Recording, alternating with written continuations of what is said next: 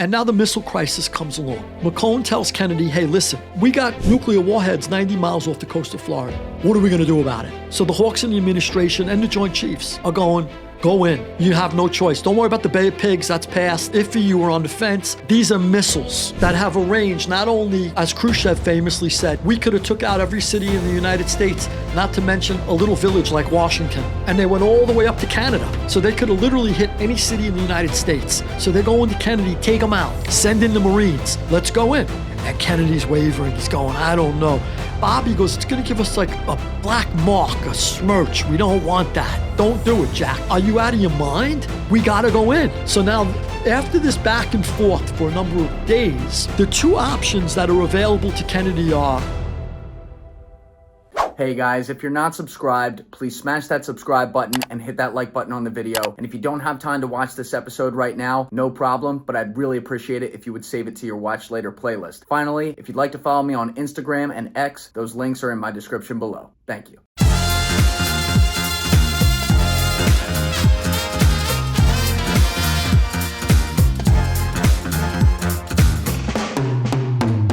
You know what's funny? I'm a writer. And I didn't even know what a pronoun is. So I'm like, what the is pronouns? Right? I taught myself how to write, so I never pronoun, adjective. I don't know what the those things are. On that note, that's a perfect way to open this one up. Lou Ferrante, it is great to have you back, my friend. Yeah, thanks. How are you? Great to be with you, brother. Dude, it's been what? Like you were here like 15 months ago, something like that? No, well, give or take, I think a year, because it was when the first volume came out. Yeah. And it's about a year. So, yeah, maybe, no, a little over a year, actually. First one came out in November of last year. That was this one, right? Yeah. The red one? Okay. Yeah. We're going to explain what this is in a minute, people. Cool. And then second one's out now. And the third one we're still waiting for? Third one will be out end of this year or beginning of next. Yeah. Dude, I'm impressed. You've written a fuck ton doing this. Yeah, and obviously it's something close to home because of your own backstory and where you initially came up a long time ago. But the history of all this stuff is intertwined with American history. Of course, when we're talking about the mafia and the Jewish mob and the Irish mob and all that, like it's always been a fascinating topic to me. So I remember when you were in here last, we were saying we got to do one where we really run through this. So you know where I'm going to start off with this, obviously, right? I have no idea what you. I have no clue. You could go anywhere. Did they whack JFK? They had a part in it, a big part in it. Definitely. They had a big part in it, and they did, I would say they did the groundwork. They were the laborers on the project. The mob. Yeah, the mob, definitely. Right. So, I mean, we're jumping right in then. Wow. Okay. Yeah. Yeah, let's do it. Down and dirty, baby. Let's do it. So it dates back. Let me start at the start. Robert F. Kennedy joins what was the McClellan Committee. McClellan was a senator out of Arkansas. He forms this committee. Bobby becomes chief counsel for the committee, Bobby Kennedy, and he's going after the mob and Teamsters. And this is the McClellan Committee, you said? McClellan Committee. Let's pull that up the list correct. just so we have it. Go ahead, Lou. So the McClellan Committee, Bobby's chief counsel, and he talks John into coming on to the committee too. John's a senator at the time, John Kennedy.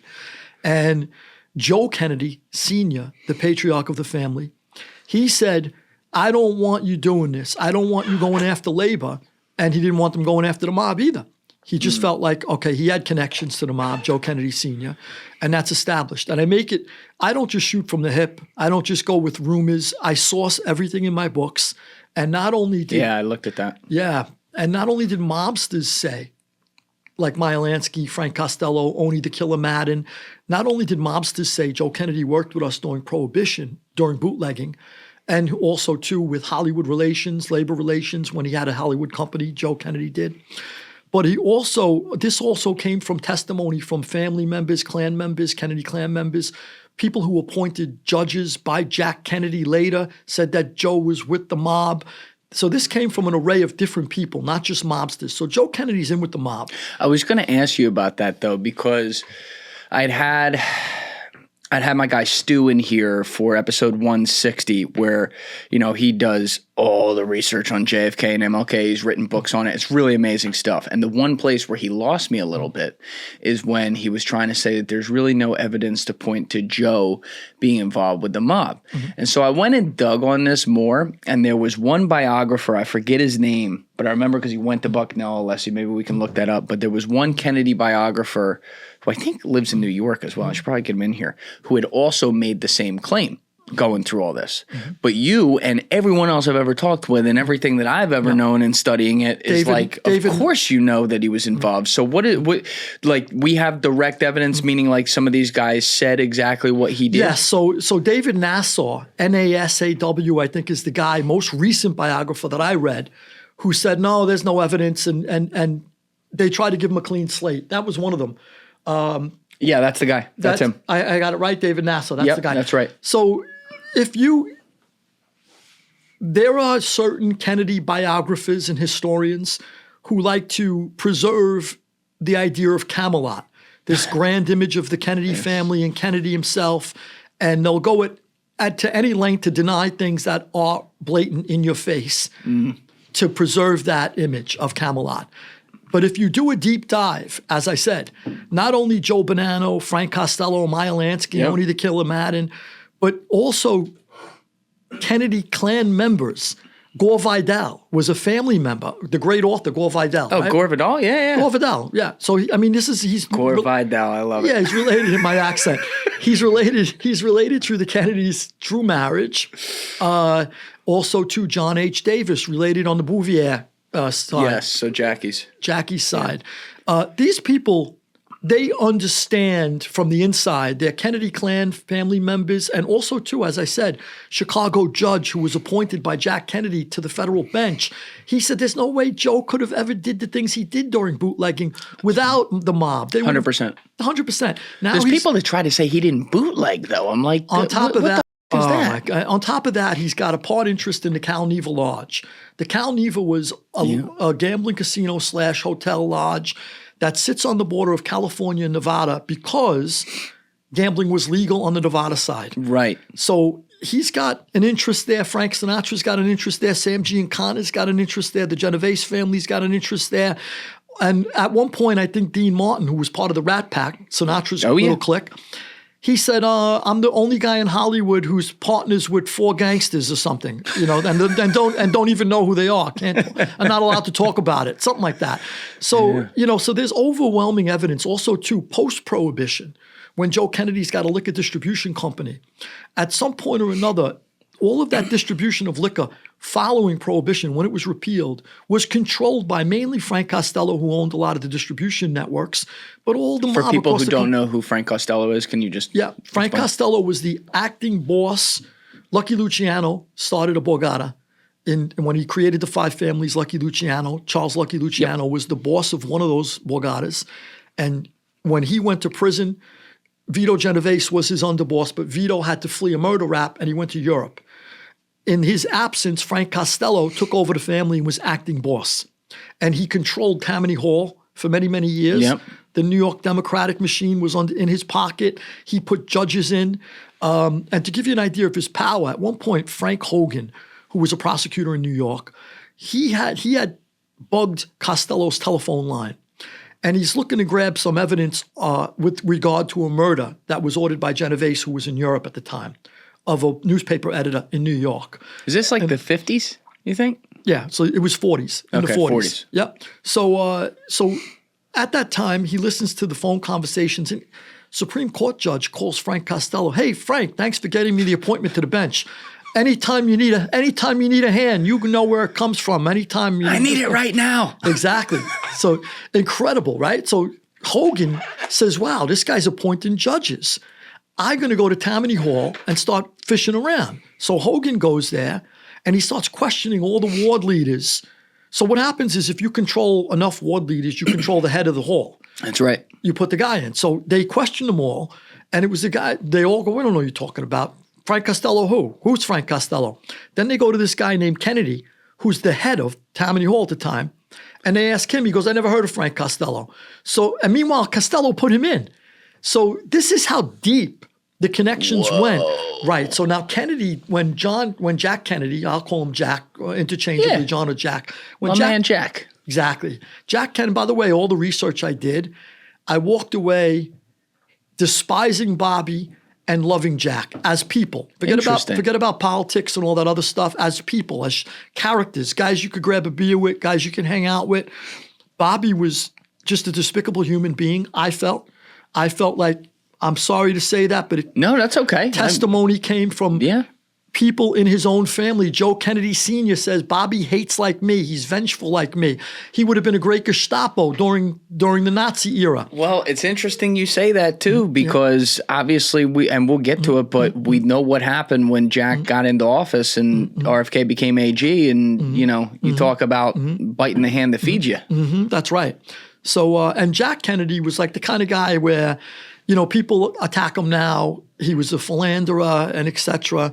A little pussy. Yeah, what are you going to do, right? I mean, look, it was a different time. Yeah, I mean, unless he's fucking praying over here. He was over the top. He was definitely over the top. But as a person, he didn't hold grudges. He was easy to get along with. He felt like, everything was water under the bridge to Jack. He didn't hate people for the rest of his life. He just took life, in stride. And he suffered a lot with all the things, the physical disabilities he had, real disabilities. So, and he got through that and still had a good outlook on life. Yes. A lot of people become miserable. He didn't. So you walk away from all of the research and the people who hated and couldn't stand Bobby, it's bipartisan, by the way. Members of his own Democratic Party and members of the Republican Party, people in his own family said this was his character, these were his character flaws. He had issues, Bobby. He was always looking for somebody to fight. He was looking for someone to fight. Yeah, Evan Thomas said it best. He's a good author, too.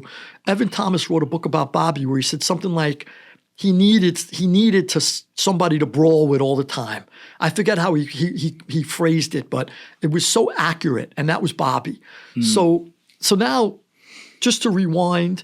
You were talking about the McClellan hearings. That's how we got initially started the tangent. Joe Kennedy goes, I don't want you involved with this. Bobby fights, pushed back a little. Joe Kennedy's word was law, but there was a little room for argument. Bobby convinced Joe that, look, it'll give us a national name, me and Jack. Jack wants to be president, maybe me next after him. We're going to give ourselves a national name. Now, don't forget Thomas Dewey, who I go deep into in volume 1 of my book. Governor of New York. Exactly. Now, before he became governor, he went after the mob. And he made a name Luciano. For himself. That's right. Yep, Lepke Buchalter, Lucky Luciano, Dutch Schultz, Mad Dog Cole. So he went after all these different guys, Dewey, and he becomes governor of New York, and then he forgets about the mob. He's got the name. And then he becomes a Republican candidate for president. He wanted to make a name for himself. Senator Estes Kefauver, volume 1 of the book, I go deep into Kefauver out of Tennessee. Kefauver hearings. Exactly. So after the Kefauver hearings, he makes a big name for himself, a national name. And he says, I'm going to move on. And he goes for the Democratic national nomination for president. All right, so I was at my dermatologist the other day getting a full body scan checkup. I'd had some mark removed 2 years ago, so they wanted to make sure that didn't pop back up or anything else in my body was going to have any risk. Checked out, I was all good. But at the end of my visit, the dermatologist asked me if I was using anything for my skincare routine. And I mentioned that I used the One Skin face topical supplement, which is famous for its OS1 peptide, and she was pretty pumped when I said that. She talked about all the research that she was aware of behind this particular peptide, OS1, and how it was studied in some other countries, and the people who used it had some serious anti-aging effects from it over time, according to those studies. And so, safe to say, I scored some pretty high points when I said that. For those of you who have heard me talk about One Skin in the past, the OS1 peptide that I've constantly referred to is the first ingredient scientifically proven to reverse skin's biological age. And actually, on that note, One Skin just sent me a new product that I'm going to start using as well. It's the OS1 Eye Topical Supplement that goes directly on the skin beneath your eyes. And this is important because the skin around your eyes can appear 20 to 30 years biologically older than the rest of your face because of how thin it is and how much it can be affected and damaged easier than the rest of the skin, which leaves you open to things like wrinkles and sagging. So if you want to check out the OS1 Eye for yourself, or any of One Skin's awesome products, including the face topical supplement that I mentioned, you can get 15% off your first purchase now using code JULIAN at oneskin.co. That link is in my description below. After you purchase, list, they're going to ask you where you heard about them. Please support this show and tell them Julian Dorey sent you. So once again, you can get 15% off your first purchase using code Julian at oneskin.co and start looking biologically younger today. So he moves away. So they felt like, the mob felt like, as hard as Bobby came after them, and Bobby must have convinced Joe, look, we're going to go after them, but then we just want to get national names and go into the White House. How was that okay with Joe, though, who ran the family like an iron fist? It wasn't really, and he wasn't happy about it, but he gave in after being like, normally, and you're so right, an iron fist. Time and time again, I come across family and friends who said Joe's word was law. That's it. So there must have been a little room, a little bit of a gray area where they convinced him, or at least Bobby did, that, look, we'll make national names for ourselves. We're not going to really go after them again.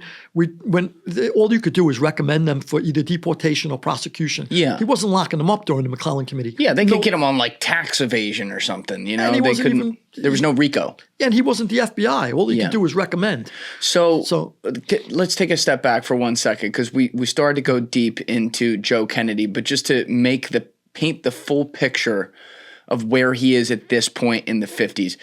Can you just explain what the claims are with him with Prohibition, and then how that, after Prohibition ended in 1933, I want to say, how he then translated that career of working with the mob to still working with the mob, if you will? Sure. So Joe Kennedy was, for the most part, too, and David Nasser, the guy you mentioned. Yeah, I don't know if I'm pronouncing it correctly, his last name, but he even admits that Joe was thought of as a stock swindler.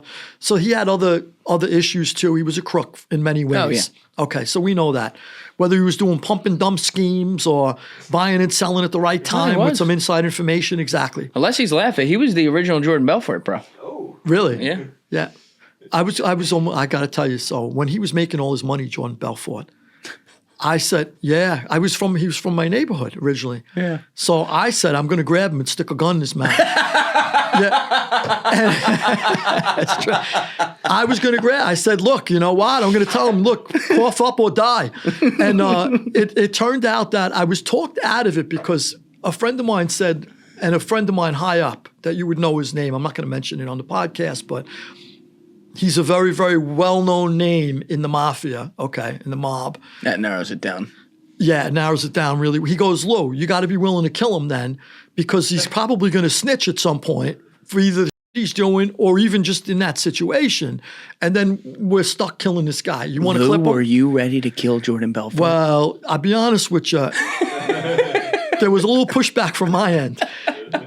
Having said that, I was talked out of it. And then he eventually got pinched.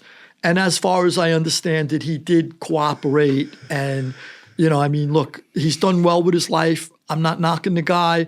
And he wasn't in the mob where he swore secrecy and silence. He's a paper guy. He's doing paper stuff. That's right. But whatever the case is, there was at one point, I said, I'm sticking a gun in this guy's mouth. And I'm going to get Jordan Belfort in that chair with you next time, and you can make it come true. I probably like him now because I've seen him on TV. He's a great guy. Yeah. I'm different now. I'm different now too. I know. If people didn't see episode 185 when I had Lou in here last, we went through his whole life as the preeminent truck jacker for the Gambinos. To be clear, I'd still clip him if I had to. Let's be real. That fraud might still. No, I'm joking. I'm joking. You left the life, like 30 years ago? Oh, I'm done. I got locked up in 1994. Yeah. I've been different ever since. Yeah. So just if anybody's watching found this, God, became a Jew. I gotta be honest with you. I believe in living correctly. Yeah. Yeah. So I believe you live your life right. And I believe in something called karma. So, I'm not looking to kill him now for real. But seriously, you converted to Judaism. You take it very seriously. I believe there's a higher power. I did convert to Judaism. I believe that there's a creator, and I believe our actions, there's rewards and punishments for our actions. Hell yeah. Yeah. And I suffered the punishments. So I felt it real. Yeah. It's real. What'd you do, like 8 years? I did 8.5 years, but I faced life. So a lot of people always face life. What are you talking about? He must have rat. I didn't rat. I never ratted on nobody. I faced life. No rat. Never happened. So I faced life. And at some point or another, they offered me and my 8 co-defendants They offered us all a global plea. None of us ratted. The original guys who got locked up with me, other than the first guy went into the witness protection program. He's gone. So that guy's gone. That guy's a rat. Then one other guy became what we think was a dry snitch. We weren't sure. But the core of us, there was 8 of us on the indictment. Nobody flipped out of the 8. And the global plea was, if I took 13 years, when we're all facing life at the time, at least the top 4 of us were facing life. The other 4 had lower stuff. But they said, we didn't know the guy violated the witness protection program. So we didn't know he was thrown out. Oh, he was thrown out of it? No, he was thrown out. We didn't know. We didn't learn that. How did he get thrown out of the witness protection Probably program? committing more crimes. Nice. Yeah. So when I They reversed, don't protect that, apparently. yeah, I reversed my case on a technicality 6.5 years later. That's how I got out in 8.5. Then I had to do another deuce in the state. But when I reversed my case, and came back down, that's when I learned the guy violated the program, because I go, let's go to trial. So they had no real evidence on me other than his word, and he's gone. So like once you did a hijacking or a heist, it's done. So unless somebody's talking, that's the only evidence they really had on us. There's no like, we're done. You dump the truck and you're out of here, or you leave the scene and it's over. So without him, I knew there was no case. That's why they ended up dismissing the federal case after I reversed it on a technicality. Right. But anyway, so we all copped out, and the global plea was offered. If I took 13, then my co-defendants would get all less down the line. And I said to them, what do you guys want to do? And they said, Lou, let's take it. It's a good deal for us. They were going to get 10, 9, 8 down the line. So I said, fine, I'll take the 13. Let's go. And we copped. So that's just that said. But while I was in there, I became an avid reader. I changed my life around. I studied law, history, science. I loved education. So it shows you the power of education, that if somebody maybe took me by the hand when I was a kid, maybe I would have had a different trajectory in life. Oh, for sure. Yeah. You're a very smart guy. That comes across a lot. And obviously, like, we see it now coming through in the things you do and writing things. And I agree with you, man. It's like so much of what happens in life is based on this crapshoot of your environment and where you're from and the people around you and what your parents are doing at the time. You know, if they got jobs trying to put food on the table and they're not there all the time, you know, it can kind of go that way. But exactly right. If people want to hear the full story, it was really compelling stuff. We did that last time around. And I had a great time with you, by the way. I've gotten emails from people telling me you've never opened up as much as you have with Julian Dorey. And I have to credit you. I appreciate that a lot. Thank you. Really just got an easy way about you. And keep up with the show. If you subscribe to Julian Dorey. Thanks, man. So anyway, I get to talk with cool people like you and go back and forth for hours on end. It's cool. I think it's a cool job. Yeah, good work, brother. Thank you. All right, so we were talking about Joe Kennedy, though, and you had said that he was bootlegging in the 20s into the early 30s, and what I had been asking about was after he did that and the swindling ahead of the stock market crash in 1929, like how did he keep ties to the mob after that? Yeah, so they come out of Prohibition. So first let's talk about how the mob comes out of Prohibition. They made prior to Prohibition, the mob is thought of as like these barbarians. You know, now and then a guy gets found cut in half, stuffed in a barrel, floating in this beneath the South Street wharf. Masseria. Yeah, guys are getting clipped, and nobody really thinks of the mob as like romantic and sexy. Now Prohibition comes around, and people are told by their government, you're not allowed to drink, like children. You're not allowed, shame on you, you can't drink anymore. Yep. So all these ethnicities, the Italians, the Germans, the Irish, they're like, what are you kidding me? How are you going to tell us we're not allowed to drink? And it's as Theodore Roosevelt's daughter, Alice Roosevelt, famously said, she goes, they're all a bunch of effing hypocrites because they all got liquor cabinets at home, the whole Congress. Oh, right. And the president. Yeah. So they're going to vote to ban alcohol. Me, rules for thee, not for me. Exactly. Yeah. So everybody's disgusted, and the mob comes along, and they control, for the most part across the country, the distribution of alcohol. Immediately. And they really thought of now for the first time as, gee, maybe they're not so bad. Now they're supplying a public demand. They're giving us what we want. So that's not really evil. A few bodies drop. They give us a little liquor. That's Who cares? their own internal wars, though, Right. right? So, and the other thing, too, is they start opening thousands and thousands of speakeasies.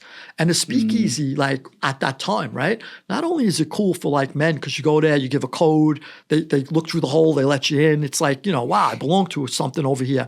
But women who were, like, chained to, like, domestic roles for centuries, for millenniums, are, like, totally, like, can't wait to get out and smoke a cigarette, smoke a cigar, have a drink. They're cursing like men. They're at the speakeasies too, dancing it up, lifting their leg. The skirt comes up. They're like, for the first time in their lives.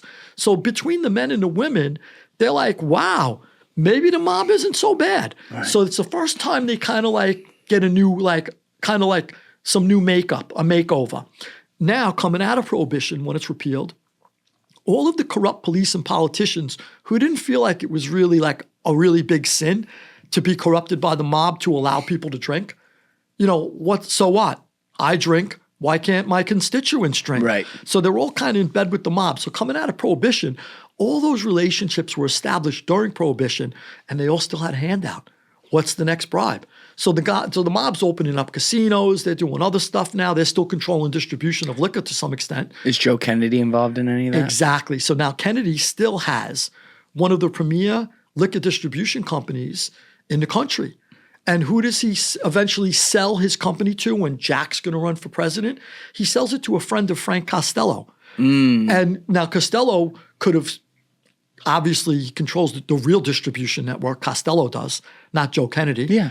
And then he gets a sweetheart deal on the liquor company. So they were still working together after Prohibition. They're still working together in more of a legitimate capacity because it was a legitimate, Joe Kennedy's got exclusive rights to certain scotch, and so did Frank Costello. So, these guys now have worked together during Prohibition and post-Prohibition. Also, too, Joe Kennedy had a movie company. Oh, he did? Yeah, he had a movie company, not like an A-list movie company, but he made B movies, and he needed labor relations. They could stop a movie in a minute, the mob. Right. So they're controlling all of the unions. So Joe Kennedy had to deal with the mob when he wants to make a movie.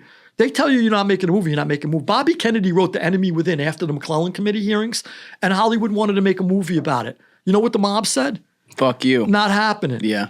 And that's why Bobby even hated them even more. He's like, I was going to be a superstar. Paul Newman was going to play me. Now and now it's done.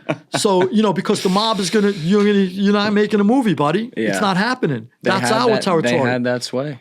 So Joe Kennedy's in bed with them. Now, after the McClellan Committee. In the 50s. In the 50s now, late 50s. So Bobby promised Joe and that him and Jack were going to move on and not go after the mob anymore. It's just to make a national name for themselves. So now it's all done, the committee hearings. And Joe Kennedy now wants his kids in the White House. He wants Jack in the White House, the Oval Office. Just to rewind a little, Joe Kennedy pushed his kids into politics. First, he pushed Joe Jr. Joe Jr. was the senior Kennedy sibling. He got killed, though. Got killed in the skies over Suffolk. In World War II. World War II. On a very dangerous mission. He was very heroic, a little daring. And Jack was a hero, too. I point that out in the book. Jack's PT boat was slashed in half by a Japanese destroyer, I think it was, with a big steel hull, and the PT boat's just a mahogany hull. Split in half. Jack swam around a burning sea, collecting all of his mates and dragging them onto flotsam. Wow. Incredible story, and I go through it a little in the book because I want people to understand before I get on top of Kennedy for the mistakes he made, that he was a patriotic American and he was extremely heroic. I wanted to make sure that Kennedy comes across right, both sides of him, the mistakes and the heroism. And I'm glad you make that distinction too, because history and the present is so gray, and people want everything to be black and white. And Jack is probably the greatest example in pop culture history of America of the gray. Like, we can all point to the philandering ways. We can point to the fact he was a Kennedy. His dad propped him in there. We can point to some of the relationships he had with people he shouldn't have relationships with. But on top of it, there was something about him that was so obviously iconic. And I think what drove that was the spirit of hope that he had. He represented that, as we headed into the awakening generation, a new generation of 15 to 20 years removed from World War II, he represented that new frontier. And let's kind of like Lewis and Clark went out there and found land. He's like, let's go to the moon. Let's figure out how to be the best in science. Let's try to make friends with Russia or de-escalate at the very least. Let's look at a world that can be interconnected in beautiful ways. And so much of his hopes, were kind of like admirable, what a little boy might say, when I grow up one day, I want to dream to do this. And this motherfucker was saying it out loud to the public as the most powerful man in the world. And there's something about that was beautiful, but there's also something about that made him a threat. It made him a threat. And I also feel that he dropped the ball, and we'll get to that, with two major incidents involving the Cuban exiles to America. Yeah, involving Cuba. Yep. But I did want to make sure that the reader knows that this man was a patriotic hero. And, I mean, not only did he swim around collecting everybody, but he ended up swimming one guy in his teeth, dragging him in his teeth. Wow. Oh, he's incredible. Then he swam to islands alone trying to find food. He said to one guy, and he didn't say this maliciously. There was one guy who was thrashing around in the water. It's shark-infested waters. And he's thrashing around in the water, and Kennedy says to him, for a guy from Boston, he goes, you're making a real show out here. He said, and Kennedy, I pointed out that Kennedy wasn't doing it to belittle him. He wanted the guy to get his strength up and make it, and he saved the guy. Yeah. So, real heroism. So first, Joe Kennedy, to get back on track, first Joe Kennedy is Joe Sr.'s prize, and he wants him in the White House. Joe Kennedy dies, Jr. Yeah. Now Jack he wants in the Oval Office. Now they're focusing their attention on Jack. So now they promise sort of like Joe Kennedy knows he needs everything he could pull out of the hat, and he needs the mob's help for Jack to get into the White House. Now, to be very clear, the Kennedys, through Joe, had a relationship with the mob, but so did Richard Nixon, who eventually went. He did? Absolutely. So first, Lyndon Johnson. Kennedy runs against, in the Democratic primary, Johnson was involved in the Democratic primary. He wanted to be president too. Yeah, he was a real son of a bitch too. Yeah, so he wants to be president.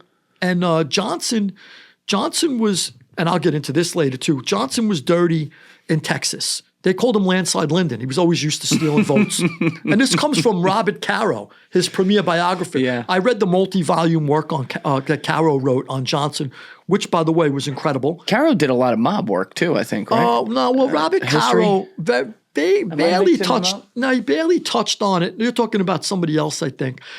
Robert Caro barely touched on the mob when he did, what's his name? The guy from, the big Baron guy for the guy from New York. What the heck was the name of it? It was a great book too.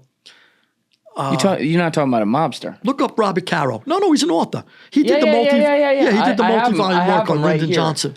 I'm seeing. Okay, so he did. Yeah, Lyndon Johnson. Years in the Senate, Master of the Senate. He did all that. Oh yeah, he did a ton of them. Robert Moses in the Fall of New York. That's it. So he touched on the mob in a couple of pages in there because Robert Moses. There's another guy I'm thinking of. That was a great book too. I think that won the Pulitzer Prize. So I hope I win the Pulitzer Prize. They owe me a Pulitzer Prize. I came out of a prison cell, and wrote these books. I don't have an education from Ivy League colleges. I nominate you. Thank you. I'm nominating you. Thank you. Get a hold of one of these guys. We'll talk to Joby, see if we can put in a good word. Come on, right? They don't want to give me any credit? Give me the Pulitzer. So, P.S. So now it's up to Jack. Jack's going to go into the White House, right? So he's running the Democratic primary.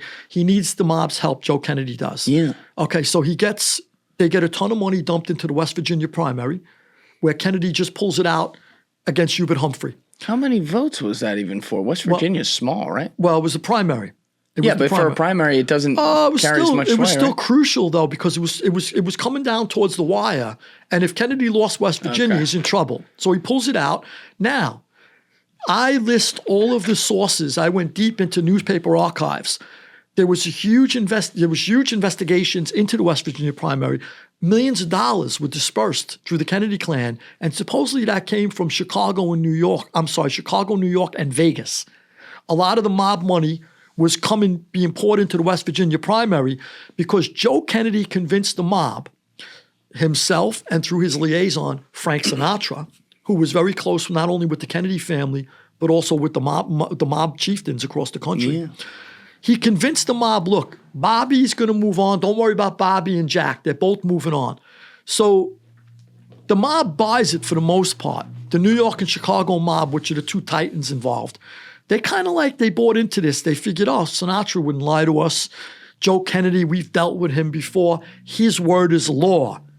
If he tells those boys to back off, they will. And we believe his word when he tells us that. So we're going to back them. And they're expecting at least 4 years, if not 8, of just like run wild. Yeah. And that's what they want. Yeah, and this was so, and I've always talked about this story here, but you did the in-depth research on it, I would imagine.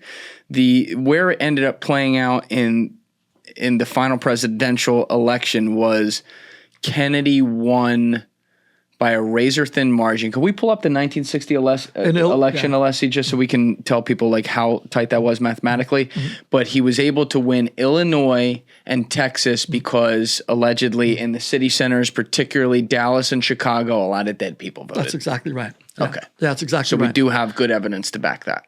100%. Yeah, and there's overwhelming evidence for both of those cases. And so now, and that leads into why Bobby was put in as AG. So that's lesser known. So at some point or another, there's overwhelming evidence that they dumped money into the West Virginia primary, and there's overwhelming evidence in the general election. So by the way, just to bring you up to speed, Johnson loses to Kennedy, becomes his VP, right? So now there's the general election. They're going against Republican Richard Nixon. Yeah, and that's where exactly what you're talking about. Yeah. Overwhelming evidence in both cases. Yeah. No, but I'm glad you did, because the evidence that I found in both cases, such an abundance, there could have been multiple convictions if a Justice Department pursued it. But what is the evidence? Like the evidence, testimony? Okay, so there's no physical evidence. So there was several investigative teams for major newspapers and magazines that dove into the corruption, and they were either told to back down, stand down by the editors of their newspapers or magazines, or once Bobby was appointed AG. Now even J. Edgar Hoover at the FBI, he's getting phone calls from across the country and promises of all kinds of evidence, and it's coming across his desk. Once Bobby goes in as AG, and Joe Kennedy, the Kennedy family even said this. They said Joe wanted Bobby in to make sure that none of those accusations/allegations went anywhere. He's the only one we could trust, Joe said, to make sure that all of these accusations of voter fraud and all this other stuff, they were terrified that the election could be reversed or they could even end up in jail. So Joe, and I source everything in these books. I don't shoot from the hip. I literally, like, I tell people this all the time. When I look at books, especially people who are like going to come in here, I go to the sourcing in the back just to see like how in depth it is, and it is really in depth. Big time. I'm impressed. Not only Jules, not only do I source things, but I want to go find the original source. Yeah. So if somebody, let's say it's 1965, and somebody mentions something about the 1960 election, I want to find where the 1965 publication got it from. Maybe I find 1963. Then I want to find where the 63 got it from, a newspaper clipping in 1961. I go back all the way to find the original source because I want to test the original source. You should have been an FBI agent. Oh, I would have pinched everybody. Yeah. I mean, I think like that. You know what I'm saying? I never got caught doing the crimes I did. I never knew that a snitch could just talk and put you away. You never got caught. You did 8.5 in prison. No, but I never got caught in the process of a crime, in the commission of a crime. Okay. We got away. I was home smoking a cigar. Right. 10 minutes later, every time. I'm done. Always a step ahead, Lou Ferrante. Well, no, I didn't know the laws. I didn't know that. And that's the RICO laws. And I'm going to tell you, the RICO laws are despicable. They're despicable. Even though I got, look. G. Robert Blakely's not going to be happy to hear that. G. Robert Blakely should have worked for the Gestapo. Because that law is it's basically, okay, so let's say I'm a criminal and I just came here after a heist and I got my stuff out in the back in the truck and I'm hanging out with you guys. According to G. Robert Blakely, you guys could get just dragged in on the RICO too. If I talk about it with you and say, look, don't worry about the truck outside. I'll take care of that later, Jules. I know it's in your parking spot. Is it that simple? It is. And they try to tell you it's not. But if they want it to be, if a prosecutor wants to drag you in on it, they can. They can. And it could be a weak case. I spent 36 months in a holdover fighting my cases. I went through 7 attorneys. William Kunstler, the great civil rights. Yeah. Incredible attorney. And I had Kunstler, that's right, you did. And friend. Yeah, you talked to me about that. And he became my friend too. It was William Kunstler. I had very briefly Barry Slotnick. Very briefly. Another one. He had to come off the case for a reason. What was the reason? Yeah, well, he took a nice chunk of money from me, and then he said that he had briefly represented somebody who was on the other side of the case. Ooh. And he had to come off, right. So after the money, of course. I interviewed Bruce Cutler. I liked him. Yeah, the guys up in the jail talked me out of using him. That was Gotti's guy. Well, Pete Gotti sent him up to see me. Yeah. And I liked him. I liked the things that he said on the visit. But they said, look, if you're going to try to go in there and say you don't have anything to do with the Gottis, but you have Bruce Cutler as your mouthpiece, you know what that looks like, Lou? And I said, yeah, you're right. I can't use this guy. Yeah. You know, like this isn't, if I had gone to trial. Yeah, so that's a good point. Yeah, so, but anyway, so to get back on track, their promise through Frank Sinatra and Joe Kennedy, look, you don't have to worry about it. Get us in the White House. Now, out of all the mob bosses that participated in getting Jack in, there were a couple of holdouts, and these names are crucial. These names are crucial because they play into the assassination. Traficante and Marcello? Ah, yes. Hey guys, if you haven't already subscribed, please hit that subscribe button. It's a huge, huge help. Thank you. Crucial. God, I'm good. Yeah. Those are the two. Those are the two who said, I don't care what that guy promises us. We were dragged in front of that SOB during the Rackets Committee. McClellan Committee was nicknamed the Rackets Committee. During the Rackets Committee, we were dragged in front of that SOB, and we don't trust them. They don't trust Bobby. So they backed Johnson during the Democratic primary. Why did they back Johnson? Johnson, as we said, was dirty in Texas. And Marcello, his satellite state, Marcello controlled Louisiana. New Orleans. Yeah. Jason, he controlled Texas too, through the Civillo-Campisi Borgata. Interesting. Civillo-Campisi. He underwrote Johnson's campaigns, and in return, and this is coming from later on, members of government who were involved said Marcello would underwrite Johnson's campaigns, and in return, Johnson would kill anti-gambling legislation in committee. It would never even make it to the floor.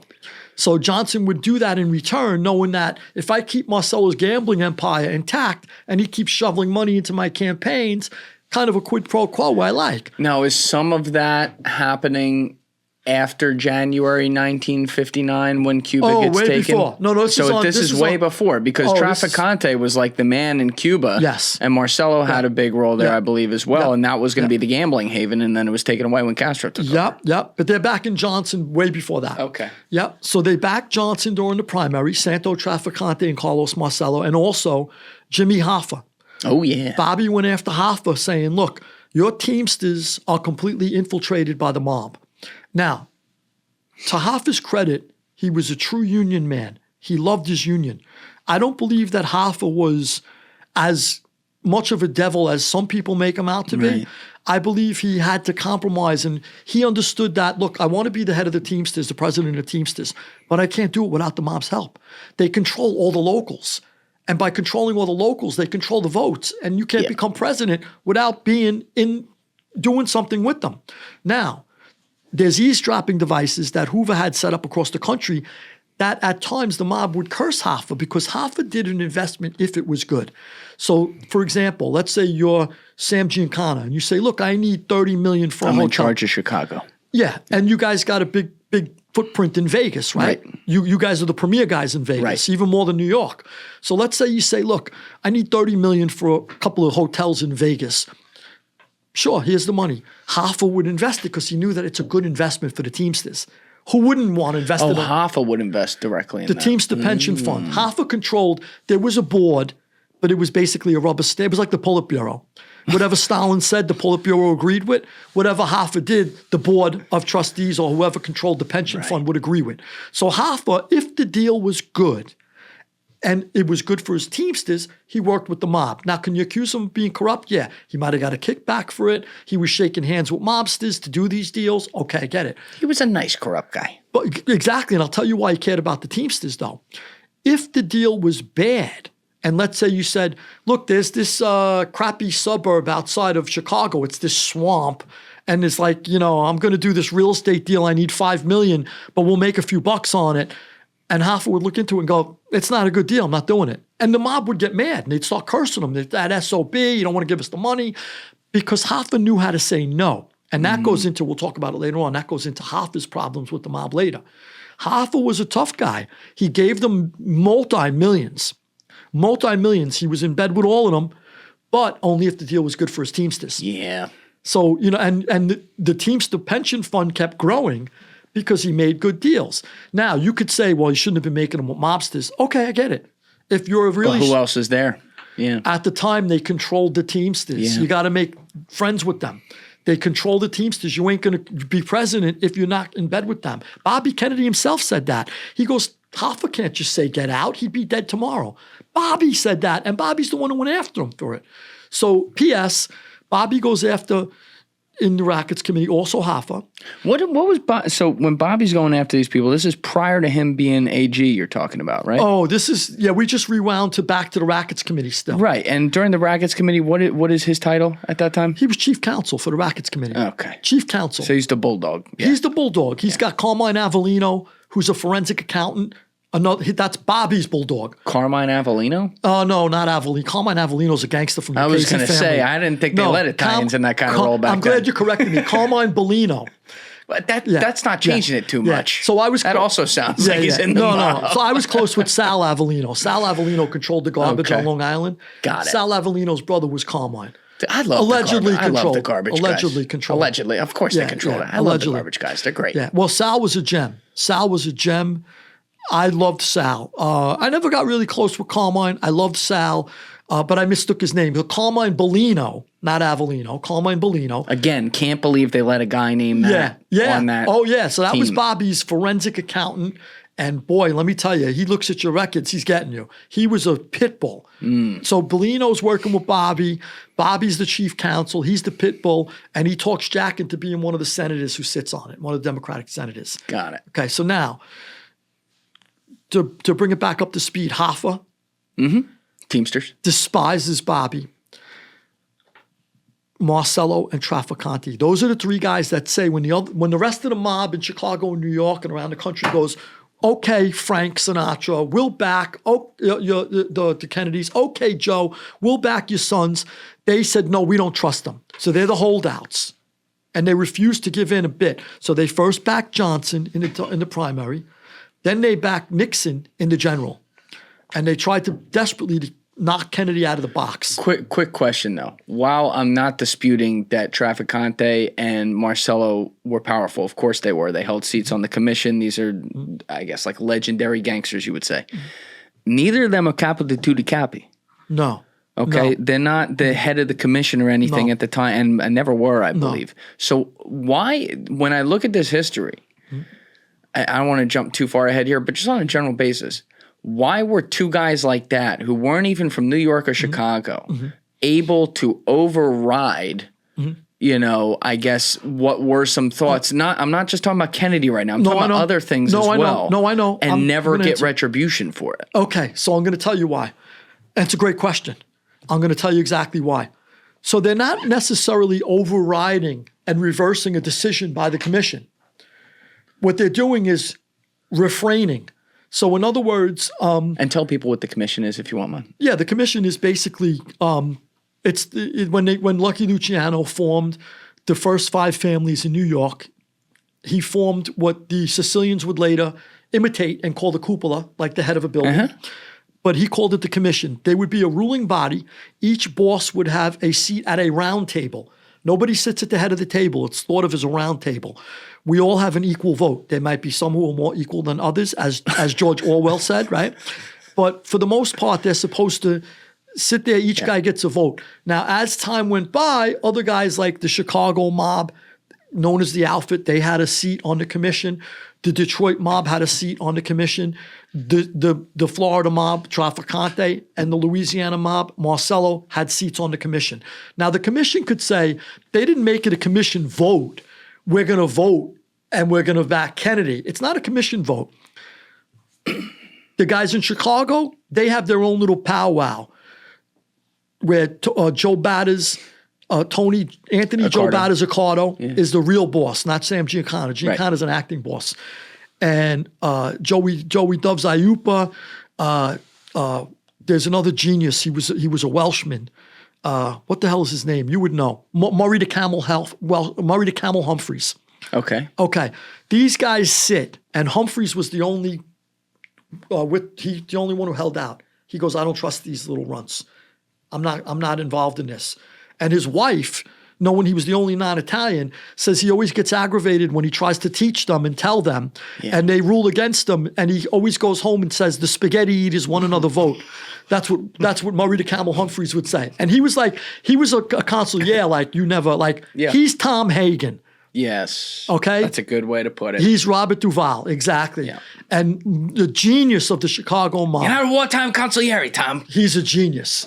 And he would get aggravated because when they had the vote internally, but it was never brought to as a commission vote. So now Marcello and Traficante are free to do what they want. And don't forget, these guys got independent borgatas that are just as powerful. They're no slouches.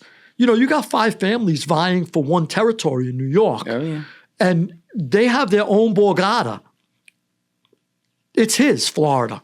It belongs to Santo Traficante. Right. It's his Louisiana. It belongs to Carlos Marcello, and so does Texas. Texas was a guy by the name of Joe Campisi and Joe Civillo. They were sent there, Civillo was, by Marcello. And he took over the mob in Dallas, in Texas, and then he still kind of answered to Marcello. It was like a satellite of his empire. You're saying it's basically victory by geography in a way.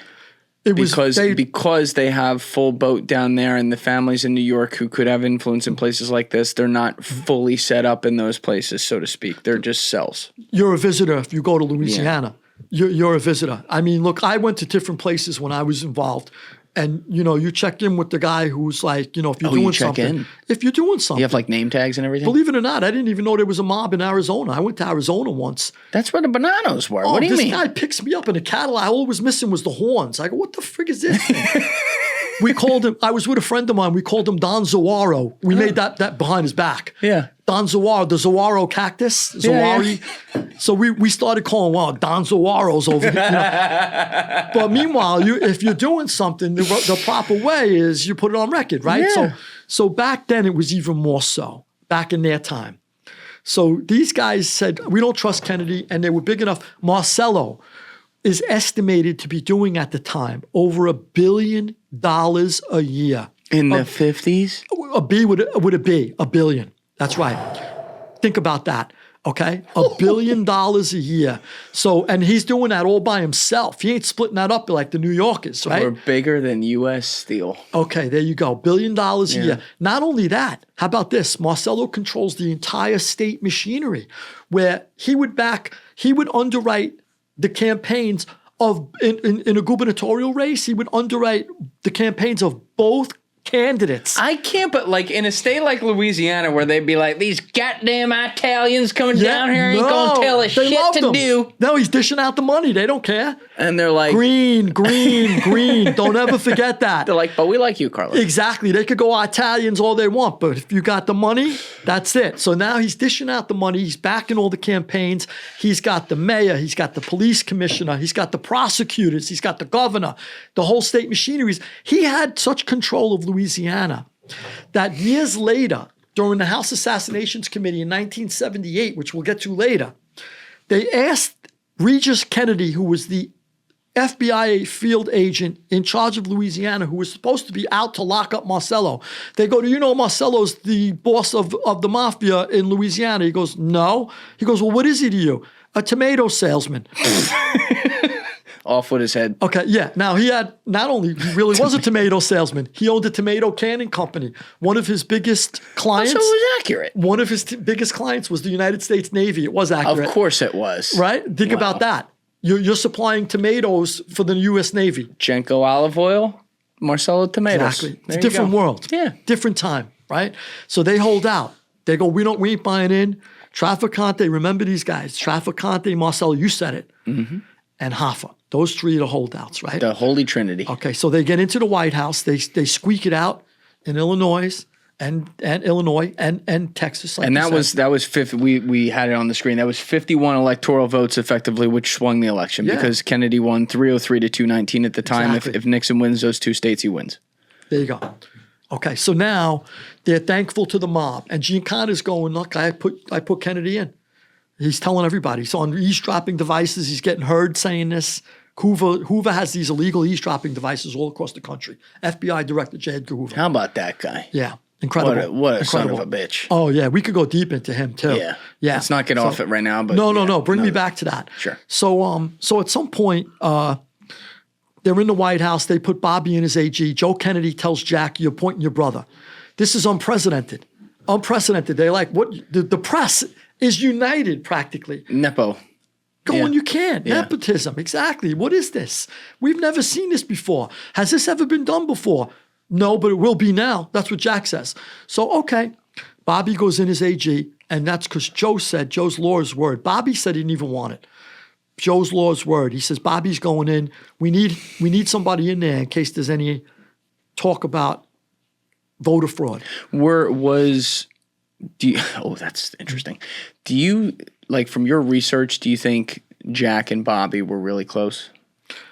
I think that they were and weren't. The Kennedys all were close. They really knew how to bind together if there was an outside threat to them. They were a family first. So in other words, you could be 100% in the right. Let's say they're all hanging out in Hyannisport and they're all killing each other on the front lawn. If you as a neighbor walk over there and say, hey, your dog just ran through the fence and you better get him on a leash, the whole Kennedy clan will turn and beat the crap out of you and throw the dog in the water. Or I'm sorry, it's their dog, but you know what I'm saying. Yeah. You know what I'm saying. In other words, they know how to throw them in the water. Exactly. They know how to bind together. They're a family first. It's the Kennedy clan. I got it. So were they close now? Yeah, I had a buddy who used to go up to those parties. I think, it's the Kennedys, right? I heard it was a good time. Yeah, but having said that, they were very competitive, and they competed with each other. So how close can you be when you're taught to compete with your brothers your whole life? You know, whether it be on touch football, on a test, we're sailing. I got to win the race. I got to, there's a competitive atmosphere then. But then again, too, if two Kennedys are trying to win a sailboat race against each other, when the third one comes around, they'll both sideswipe you. Right. And rip your sails down. They team up. So that's Shake how, and bake. that's, I'm being very hypothetical. Yeah. But I'm trying to explain that's how they were. So Jack puts Bobby in, knowing he has flaws too. So now Bobby immediately starts going after the mob. And he's destroying the mob. He's taking them apart. He wants to deport whoever's not naturalized. He wants to lock up whoever may have committed a crime. Doesn't matter. He's going after them. But he has a special vengeance for 3 people. Marcello, Traficante, and Hoover. He's going after. It was just them? No, it was all of them. I was going to say. No, the whole mob across the country. He's going after all of them. He's going after Giancarlo, who helped him. He's going after Johnny Roselli, who's working with the CIA to kill Castro, which we need to get into too. Yep. I did a really in-depth podcast with Tom Meyer. Oh, Meyer, 236. I read his book. Very good. Yeah. Yep. Credit to him again. Very good author. So far, every author we mentioned, even though I disagree with NASA, he wrote an excellent book. Yeah. All of these authors are excellent, done phenomenal work. And I use these sources, as some of the sources I will use, I turn to these people. But I went deep into my research. And I think I have to admit, I have to say rather immodestly, I think I even went deeper than all of them into research. Robert Caro, maybe not. Robert Caro's incredible. Yeah. But anyway, bring it back up to date. Bobby's going after every mobster. Doesn't care. And this is like when he has Joe Valachi testify and all that, right? Oh, yeah. So I debunked the myth, by the way, about Valachi in this book tell for the people first who time. Valachi is and then what the myth is. So Valachi was the first. Okay, Bobby knows the mob exists. He's trying to prod Hoover into going after them. Hoover didn't want to go after the mob for a number of reasons we should speak about. Well, they had pictures of him. No, I don't believe that. I did it really, really. You don't think the mob had pictures of him cross-dressing and shit? No, I think they would have came out, and I think they would have got more out of him if they did. Interesting. I wanted to know where that rumor came from, or if it was true. I wanted to either prove or deny it. So But he did do that. I would say so. Yeah. I think he was, personally speaking, if I had to say, I wouldn't put this in my book because you have to stay factual. But in a podcast, me and you chilling, I would think that he had a strange relationship, or not so strange nowadays, right? It's acceptable to be gay, but then it was considered strange. Yeah, no, he was 100% gay. He was with Clyde Tolson, I think. Yes. I think, they were both, they vacationed together. That's true, yes. They vacationed together. They took they have pictures of them together where it looks like a man and wife on his honeymoon. Yep. And it's a man and man. So there's probably Bobby was trying to prove that he was gay. Because back then, gays did not have the rights they have today. That's right. It was institutionally and societal unacceptable by society's standards. So Hoover was going to be tarnished as gay by Bobby. That's a whole other thing we could get into. And I found all evidence of this coming directly from the FBI. So this is interesting. So right now, we have Hoover, who doesn't really want to go after the mob, but for other reasons. We could get back to that. Yeah, and hold on. We were talking about Valachi, though. Right, that's why I wanted to go back to Valachi before I jump to Hoover. Okay, let's go to Valachi. Yeah. And somebody accused me of having ADD. I go, it's Julian. He brings it out of me. So to go back to Valachi, you got skills. That's good. You get everything out. I'm trying. You get everything out. Yeah. So go back to Valachi. Valachi's the first guy that Bobby's able to put on the stand as the embodiment of this is not some dream I had. He was a soldier for the mob. And he's going to testify. All those guys that took the fifth during the McClellan committee, the Rackets committee, forget about those guys. I got a guy right now who's going to tell you everything. But they tried to blow him up as bigger than he was, though, right? Like he was a lower level soldier. He was a soldier. He couldn't put nobody away. But he could describe a making ceremonies like, so I burn this burns in my hand. 30-something murders, too. Yeah. I mean, the guy was a killer. No, he's deep. I mean, he's a soldier, but he's deep. Yes, but he wasn't like a boss. He wasn't a captain. No. So they put him on the stand, and this is how La Cosa Nostra works, and this is what we do, and you cut the finger, and you do this, and you do that, and you make them another plate of manigot. This is like, and they loved it. Everybody's eating it up, right? Yeah. So like, okay. So they got him up there. Now, what I was able to debunk, this is interesting. Let's rewind when all the books I'm reading says, well, Valachi, Genovese was in jail with him in Atlanta Penitentiary. And he realized that he was a snitch, or he called him a snitch, labeled him a snitch. Valachi tried to check in. They put him back in population. And then he killed this guy. He thought it was Joe Beck di Palermo, another mob guy he thought was going to hit him on Genovese's orders. And that's how he becomes now an informant. It's all bullshit, and I'll tell you why. Okay. Just stop for a moment. Rewind. First of all, when he was labeled a rat, historians like to say, but he wasn't a rat then. He was a rat. And the reason why they say he wasn't a rat is because he never ratted on Italians. But if you were in jail like I was, in a penitentiary like I was, I don't care if you're a fellow Italian and you only you did some drug dealing and you only ratted on blacks and Spanish. You're still a rat to us, guys who stood up, because these blacks and Spanish are agumbadas. These guys are friendly with us. They're our fellow inmates. You can't rat on them either. A rat's a rat.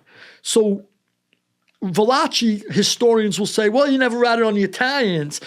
But apparently Genovese found out that on his drug beef, on his drug case, he figured, I'm not going to rat on the Italians in the mob, but I'm going to give up some Spanish guys and black guys I was dealing with. Okay, that's still a rat to us. You can't rat on anybody. Right. So I was, look, if Italian goes sour and a black guy stands up, he's my buddy, the black guy. We're standing up doing our time. When I'm in Lewisburg, that's the guy I rely on. Yeah. And he relies on me. We don't rely on a guy, black or Italian, who rats. We don't want nothing to do with them. So that's a lie. That's the first lie. Valachi was a rat. He just wasn't ratting on Italians. When Genovese finds out, Genovese, very strict. He's like, a rat's a rat. Kill him. So now Valachi goes and checks in and says, I need help. Get me out of here. They don't get he's asking for the Narcotics Bureau to come speak with him. He's asking for the FBI. Nobody comes. They toss him back into the population. He knows he's a dead man. Because a check-in, he checked in. If you check in, a check-in is a rat move in jail. You don't check in. After the murders in Lewisburg, I told you about on the first podcast. Yeah, what do you mean check-in? A check-in is, let's say, okay, after the murders, I landed in Lewisburg. There's a double homicide. The Aryan Brotherhood murders 2 black Muslims. Yeah. The blacks want to kill now somebody who's white. They're going to get revenge. They have to make a move. So as an Italian, I'm really not thought of as white by the Aryans. And really, blacks know I'm not an Aryan. But if there's no Aryans around, because most of them were shipped out, maybe I'm close enough. So they ask me, when they take me to a meeting, they go, you know anything about the murders? I go, no, of course not. I just landed here. Do you want to check in? Hell no.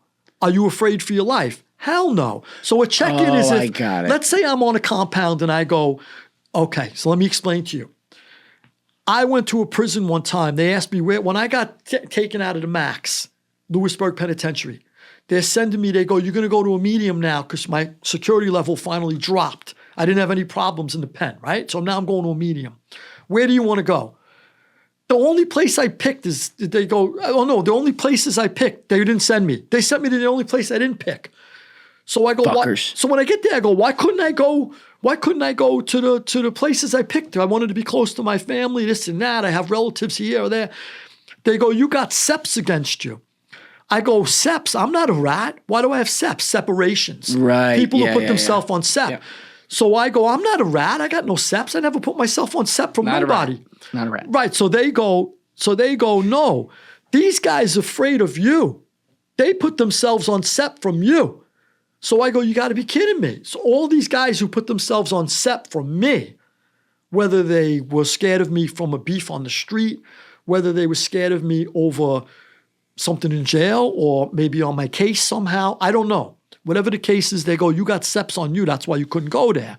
That's so, right. Okay, so with check-in, getting back to a check-in, I never checked in all those years because a check-in is thought of as a rat move. So let's say I'm on a compound. I got a long-standing beef with you. Maybe, God forbid, I killed your brother and when I was on the street. And now I know when you land on the compound, you're going to want to kill me.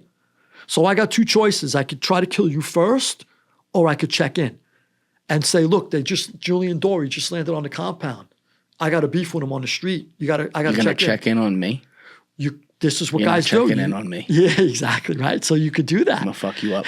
You got to get to the hole now. Yeah. You got to get a guard in the hole there, who lets you in, or you got to do something. I'll get there.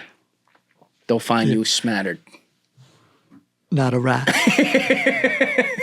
Not a rat. All right, I got the check. You got it right. So Valachi checked in. Checks in. So now Genovese knows he's a rat. He's like, he just did a check-in. Fucking rat. He says when he comes out, kill him. He tells Joe Beck di Palermo, who's a wise guy. Sounds like a real straight lower shooter. Guy. He tells him, look, clip him hack him to death when he gets out of the hole. That's a good way to go. He gets out again. Now Valachi knows. Now Valachi claimed, oh, I piped some guy over the head. This is what I debunked, part 2. First, that he was a rat to start with. Part 2 is he comes out of the hole and he pipes to death a guy who he claims he thought was Joe Beck di Palermo. And he says, oh, I thought it was Joe Beck. I didn't realize it wasn't him. Bullshit. I was in the pen. And we knew if I'm in the yard, I would be sitting, let's say I'm walking the yard with Jimmy Coonan. And a new guy walks in. Westies head, Jimmy Coonan. Jimmy Coonan, head of the Westies. Let's say I'm in Lewisburg, I'm walking the yard with Jimmy. New guy comes in, a newbie. The whole place, including me and Jimmy, would look at him. I go, Jimmy, you know this guy? Like, you know who's in there with you. You live in a very small, confined, congested world. Yeah, I'm just picturing that. You're not going to mistake Joe Beck, a guy that Valachi knew for decades. Well, how good was his eyesight? Exactly. Give me a break. If I pipe you over the head in jail, I'm piping the right guy, I promise you. You gotta be careful saying pipe. Yeah, well. You're in jail. Seriously. Yeah, there used to be these, there was a guy in the pen who used to draw these cards for Christmas. This was hilarious. There was a guy who used to draw these cards. It was a convict giving him like a present to another convict, and he opens it up and it's a machete. Which was hilarious, yeah. And another guy had a pipe, another guy had another weapon. So he used to make these cards for people. And you would send them home to your family to let you know you're in a nice place. I didn't, but people do. Mm-hmm. So anyway, he pipes this other guy. What he did was, I've seen people when they want to do a check-in, but they don't want to check in. Okay, so you want to do a check-in. but you don't want to be known as doing a check-in. Right. This is what they Can't do. do a little end around check-in. A little end around. So what they do is they look for the weakest animal in the herd, and they go punch him in his face or stab him, cut him, and they get taken out of the compound. Right. So you could go, oh, I didn't check in, but it's a check-in. So I've seen it done.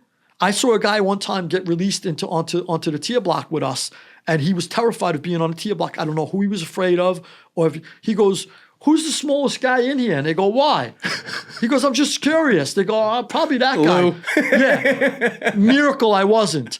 A miracle I wasn't. He walks over and cracks this guy, and that's a check-in, and he gets taken out. So that's the fastest way to get off the compound. I got it. So Valachi knew. He picked a non-violent forger, and he pipes the guy over the head with a lead pipe. The guy lives a few days and then drops dead. And now Valachi gets the attention he wants. He's on a murder rap, and he says, "Oh, I got a lot to say if you want to listen." And now they're listening. He knew he wasn't hitting Joe Beck. He knew Joe Beck di Palermo for decades, and he dealt drugs with Joe Beck di Palermo. It's not Joe Beck that you hit. So the government couldn't say, "Oh, he just killed some weak link, and now he's going to be our star witness." They had to say, "Oh, he had to defend himself, so Joe Beck was going to kill him, so he killed Joe Beck first." Either they fed Valachi the story, or Valachi told them, and they nodded along. I got it. Yeah. One or the other. If you've been in the government doesn't feed people stories, Lou. Come never on. happened. They would never do that. No, never happened. Never happened. They're just they want the real story. Their nose could go to Saturn and back if they were Pinocchio. Yeah. So, but anyway, and puncture Saturn. We'd just see it to a puff of smoke from Pinocchio's nose. So, P.S. Valachi. That's the story of Valachi. Okay. And so he never. But he's basically now just Bobby Kennedy's showpiece. Yeah. And Bobby tries to stick it up Hoover's ass because Hoover's denying the existence of the mob. Let's pause for that because that's important. So you said that they had pictures. I couldn't find any evidence that they had compromising pictures of him other than we know the ones we know they have. I think a guy, Kurt Gentry, might have wrote a book on Hoover, a couple of other people. There's a woman who wrote a Pulitzer Prize winning biography on Hoover more recently, a few years ago. They might have the pictures. They might be floating online where they look like him and Tulsa are on a honeymoon. Yeah. But there was no compromising. He's not in drag. He's not naked. There's no sexual escapades involved in these pictures that we're familiar with. So I wanted to know where it came from. And it seems to trace back to a couple of rumors at a couple of parties where people said, "Oh, the mob have pictures on them. Oh, that's why Hoover doesn't go after them." My deep dive into Hoover led me to believe, and I explain all the sources that in my book, I urge people to read it. It led me to believe that Hoover, he was ultra concerned with threats to the United States government, its institutions, and democracy. So, for example, he focused entirely on communism because he felt that the communist threat was real. And the Soviets are flexing their muscles. They have all of Eastern Europe at some point. Yep. And he's very concerned about that. And there are communists infiltrated into the U.S. labor movement, and he's extremely concerned with communist infiltration of the American government, and those were his real enemies. Now, why didn't he want to go after the mob? So he feared the communists are a threat to the United States. He feels, Hoover. And even though maybe it was a little more overblown than people think it was, maybe it wasn't, maybe he was accurate, whatever the case is, he feels those are the threat. Why isn't the mob a threat? The mob loves capitalism and they love democracy. We love that in America. Love it. They like manipulating ballot boxes. They like underwriting campaigns for politicians. They like bribing police commissioners. They like the American system. That's democracy. They like the preservation of human rights, of individual rights. They like this. They could beat people in court. They could lawyer up. They could win trials. They like the American system. The mob has never been a threat. 10 hippies with anti-war protest signs are more of a threat to Hoover than an entire mafia across the country. Because those hippies are against what he believed, Hoover. Okay, you're protesting the war? That's a decision that was made in Washington. You have no right. You're a threat to the United States security, threat to the United States government. I believe, and we shouldn't get too far into this, but I believe that Martin Luther King, the Reverend Dr. Martin Luther King, became a severe target of Hoover. Oh, he was. When, not only for his civil rights activities, but when he won the Nobel Prize, the Peace Prize, and then he started to speak out against the Vietnam War. Whoa, now you're causing a lot of uncomfortable situations for me as the FBI director in the country, and now you're also speaking on an international level. He's a threat to Hoover. So anybody like that threatens Hoover. But the mob, as we covered in Volume 1 of Borgata Trilogy, the mob helped naval intelligence during World War II to secure the Eastern Seaboard. Yeah. They wanted, the Navy said, look, make sure there are no U-boats up and down the coast, and make sure that there's no any of these transport ships that are going shipping supplies and ammunitions to Europe. We don't need them getting sabotaged over here by any German infiltrators. So make sure that the Eastern Seaboard is secure. No problem, said the mob. And that was the way that story has been reported to go. I just want to check this with your research. Is that after Dewey went and got Luciano and got him on a bunch of tax evasion charges, gets him sent up to Siberia, Dannemora prison. I've been there. I served time there. Clinton. Oh, you did? Yeah, Clinton. I was in Clinton. Yeah. So kind of nasty place. And horrible. The war breaks out. The government goes through intermediaries to Luciano and says, we need the ports protected for U-boats, as you just laid out. And also, we may need some help from the guys on the ground who are underground right now who supposedly control Sicily. Correct. That's the two-part. That's and those two asks. That happened. Yes. So those are the two asks. Those are the two requests. The first part is, so Dewey puts Luciano away on a kind of a phony, I covered this thoroughly in Volume 1 of the Borgata Trilogy. He puts Luciano away on a phony rap. Kind of like there's a little something to it. Guys in Luciano's Borgata wanted to organize and control the bordellos across New York and probably the tri-state area. They wanted to control— The bordellos? Yeah, hookah houses. Yep. Yeah, whatever they called them back then. The madams were sort of organized into what they said like a supermarket chain. And it was two guys under Luciano that came to Luciano. Now, Luciano was a good boss in the sense that he's earning. He doesn't need this. But you can't deny people in your Borgata the opportunity to earn. So, for example, let's say when Castellano got killed, Castellano doesn't have to sell drugs. He's monopolized the chicken market, the meat market, the unions, the garment industry, construction. So he's telling a little crew like John Gotti and his guys, you guys aren't allowed to sell drugs. Oh, that's nice of you to say, as you rake in $1 million a day. Yeah. What do we do? You see that fucking thing's for sale right now, by the way? Yeah, I saw that. It's beautiful. Dude. Yeah, it's beautiful. What a fucking place. Yeah, it's absolutely beautiful. Yeah, it's beautiful. So he had a lot of hubris too. I don't want to talk. That's Volume 3. We'll get into that. Yeah. Well, I'll be back for that. We'll talk about Volume 3. We just went to the 80s. Yeah, no, we're going to talk about We jumped like 50 years. Yeah, we don't want to go that far. So Luciano, to get back to the base, Luciano says, look, if you want to do this, go ahead. You got my blessing. He's smart enough not to say to them, look, you just can't do that. I don't want this Borgata looking like that. You know, like this is bad. It looks bad. It's like disgraciad, like a disgraceful thing that we look like. We don't want that. It's an infamity. Exactly. So he says, no, go ahead, earn. Now they, in the midst of putting them together, they mention Luciano's name once in a while. So I don't know how much really like hands-on. He really wasn't hands-on. The evidence bears that out. Dewey pretty much railroads him. He gets a bunch of people on the stand who admit later they lied, but he puts them away from 30 to 50 years. He's sent up to Clinton. And Clinton, I got to tell you, so I mentioned Lewisburg. Clinton's a shithole, maybe even worse. Could be as violent, but not as many murders as Lewisburg. It used to be when Lewisburg was Lewisburg I knew. I think it might have changed a little now because they did things differently, the federal system. But Clinton was as nasty as far as like knifings, as far as like cockroaches. It's in the middle of the tundra all the way up north. It was disgusting. So I spent some time there before I got transferred over to Adirondack, which was a medium, which was a lot nicer. Adirondack was pretty much a cakewalk. Good amenities there. Not bad. I'll tell you, not bad. I didn't mind it. I didn't mind Adirondack. So, but Clinton was disgusting. Yeah. So when I was in Clinton, I was there the same time Vinny Asaro was there. I used to call Vinny Asaro Uncle Vin. Yeah. So I was close with Ronnie, who's a gem of a man, Ronnie Gialonzo, who is definitely should be home already. He's doing way more time than he deserved, and he never complains about it. Never a peep out of Ronnie, nothing. But anyway, at the time I was there, I came through there when Uncle Vin was there, Vinny Asaro, and we were trying to send messages to each other, and we eventually got through in the prison, and because we were in two different parts. So, but anyway, P.S.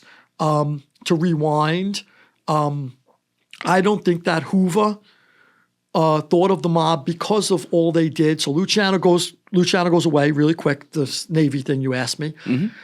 They did a lot for the Navy, and what you said, the two things was the Dewey puts Luciano away. Then in U.S. Naval Intelligence, there's a ship burnt in the harbor. And they go, look, we need help. We want to make sure the eastern seaboard is secure. We want to make sure there's no Nazi U-boats. They picked up two, one off the coast of Long Island. They go, want to make sure they're not in U.S. waters. So they said, not only do we control the waterfront, the mob does at the time, but we have all these fishing boats and transport ships coming in and out. We'll tell them anything you spot at sea, report to us immediately, and we'll tell you.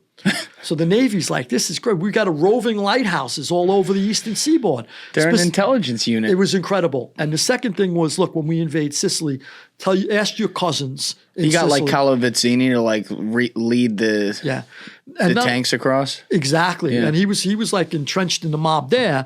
But also too, the Sicilian immigrants in America were reporting to naval intelligence because they were patriotic Americans.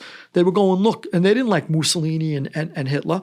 So they're going, look, these are more deep water ports. This is where you could bring in shipments. This is where the roads are more easy to traverse. They're giving them postcards, pictures, anything they could do to help them figure out when we land in what Churchill termed as the soft underbelly of Europe. Yes. Right? Churchill wants to get in, but he wants to get in. He doesn't want to do the direct Normandy invasion yet. He wants to come in from the bottom. That's why they first went to North Africa. Now he wants to land troops in Sicily and then make their way over onto the European continent. So they're getting all of this information from Sicilian immigrants who are telling them this is where it was led by, I think, Patton and Montgomery, where they landed and they made a race and they wanted to try to take Sicily and then cross over. But a lot of help came from the mob who brought in all of the Sicilians they knew. Going, my cousin's got this, my sister's got that, my brother's got this, my other cousin's got that. And it's all with the okay of Luciano. Luciano was in prison. They went to Myelansky first. They understood Sox Lanza controlled the waterfront. Sox Lanza they went to, and he goes, look, I can only speak so much because my boss is in Dannemora, Luciano, and there's only one guy who speaks with Luciano's tongue, and that's Myelansky. They grew up together. Yep, Myelansky, a Jew who was Luciano's right-hand man and his off-the-record consigliere. Yes. His chief advisor. So Lansky says, look, Luciano's a patriotic American. I'll talk to him. I'm going to go up there with our lawyer, Pollock, and we're going to talk to him. I'll get back to you. But you could guarantee it's going to be good. Lansky talks with Luciano's tongue. He goes up to see him. And they make a deal right then. When they do this, the deal is, hey, yeah, you're going to get out of here, but you're going to be deported. Well, Luciano wanted a full pardon at first. Yeah. He was hoping for a full pardon. When push came to shove, Dewey felt like it might be a political quagmire to give him a full pardon, and he felt like they're going to look at him. And they did anyway, even for deporting him, because they said, whoa, how much money did you get in the campaigns? What's going on with the gubernatorial race in New York? And Tammany, right? He's a Republican. Tammany was controlled by Democrats, but still, people were asking questions. So there were so many questions, even though he just deported them.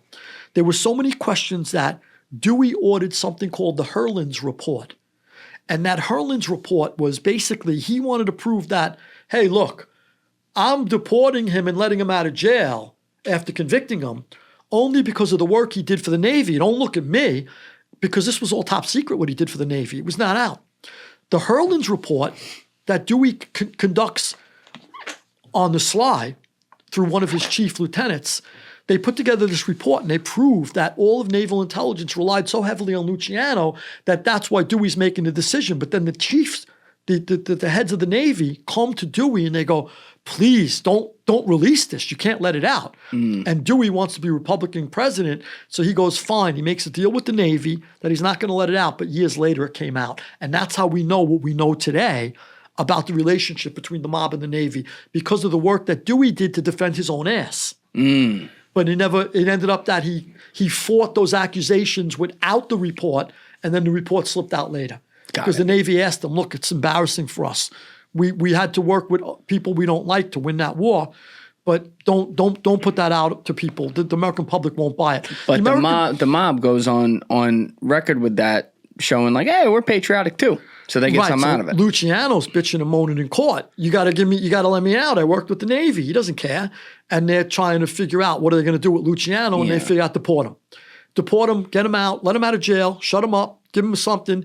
He gets deported, and then he only gets deported and he accepts it. He thinks he's going to work his way back, and he's never able to do it. He was able to get into Cuba a couple times, I think, but never America. Yeah. And he had effectively, because he had come to America when he was a very little boy. That's what he knew. He had a New York accent. Right. He loved America, and he was fucking miserable living in Italy the rest of his life. Miserable. I get into it a little in Volume 1, and you just so nailed it because he took over. He took over America, the underworld, at a young age. He's in his 30s when he takes over the underworld in America. And he rose to such heights. And he's, they're putting politicians in. They own the police. Dude, look at this skyline. How many times I say this on different podcasts and different contexts, but whenever I look at this thing, if I'm driving up 78, which is right over there in the corner, you can't really see it on this wallpaper, but whenever I look at this thing, I go, whether you like it or not, the Italian-American Mafia built a lot of it. To this day. Look, I was away with Tommy Bitrizo. He died now. I think I can mention him. I'm pretty sure he died. Tom. Yeah, rest in peace. He was all right with me. Tommy Bitrizo supplied the rebar for the Trade Center. I mean, in other buildings across New York. The West Side Highway. Did a shit job, but thanks. Well, actually, there was a guy, Louie Dubono, who got clipped inside the Trade Center. I'll never forget. I remember the day it happened. He got clipped inside the Trade Center. Not on 9/11. No. But he got killed. This is a true story. You're gonna. That would have been such a way to put it. Yeah, he got clipped that day. Oh yeah. Well, let me tell you something. though. This is interesting, and not a lot of people know about this. Louie Dubono got clipped inside the Trade Center, but Louie Dubono did all of the fireproofing for the Trade Center, his company. And that's what failed. He did a real bad job. Right. But the problem was, and why he didn't get shit on for it, and it never came out really. The New York Times covered it very lightly. And I did this in my research too for Volume 3. New York Times covered it a little, but what happened was Dubono, it's obviously flawed fireproofing. Excuse me, we know that, right? That it's flawed fireproofing. But he did it in conjunction with Port Authority. They give out contracts. They controlled a lot of that. And that goes back to what Power Broker by Caro, how Port Authority worked with Robert Moses, and they controlled New York to a big extent. But anyway, because there were other people involved, not just Dubono, maybe it's better we don't really get too far into the fireproofing. Yeah. So that's something you could do. You could probably look into that deeper yourself. Interesting. I touch upon it in Volume 3 of my book. It's the Dubono fireproofing. The Dubono fireproofing, right? Which was, and then the irony is he got clipped in the basement. So, in the basement? In the basement. So what happened? Well, supposedly the guy who got convicted of it was this guy Charles, and it was this guy Kevin who was on the hit supposedly. And so I bumped into, when I left the feds, I went through the state. So I got to go, before I'm going up north, I went through county jail. And I'm in a county jail, and these guys go, hey, this guy Kevin's here. He looks like an Italian. You might know him, Louie. He's a mob guy. So there was a bunch of African Americans who came to my cell. An Italian named Kevin? Yeah, they go, no, Louie, there's an Italian here. Yeah, so, I mean, there's everything, half Irish, half Italian, who knows, right? But they knew he was a mob guy. They thought he was Italian. And he could have paid. He's been around Italians his whole life. So I never met a Kevin who wasn't like the nicest kid.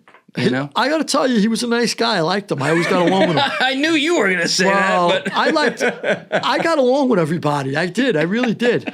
I wasn't one of these guys looking to kill everybody. I was you just like the guys who did. That's all. I liked everybody. Well, anyway, so I go to greet him, and it's a friend of mine who was supposedly on a Dubono hit, and so we go in the cell, and he's Irish, as you rightfully picked out, but he's an Italian.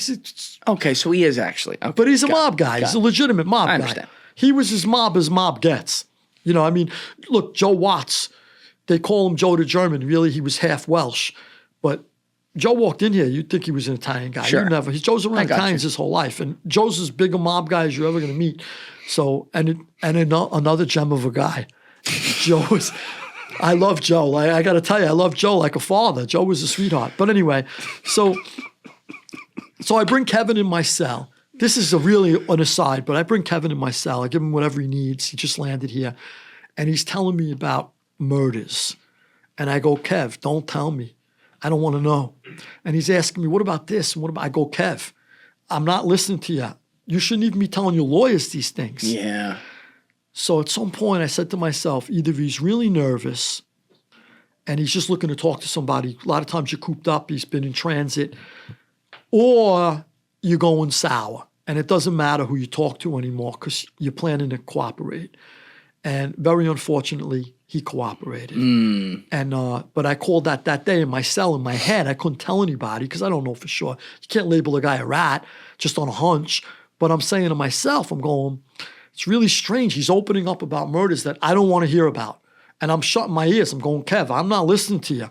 You shouldn't be talking about, don't ask me advice. Say, if I was charged, don't say you did it.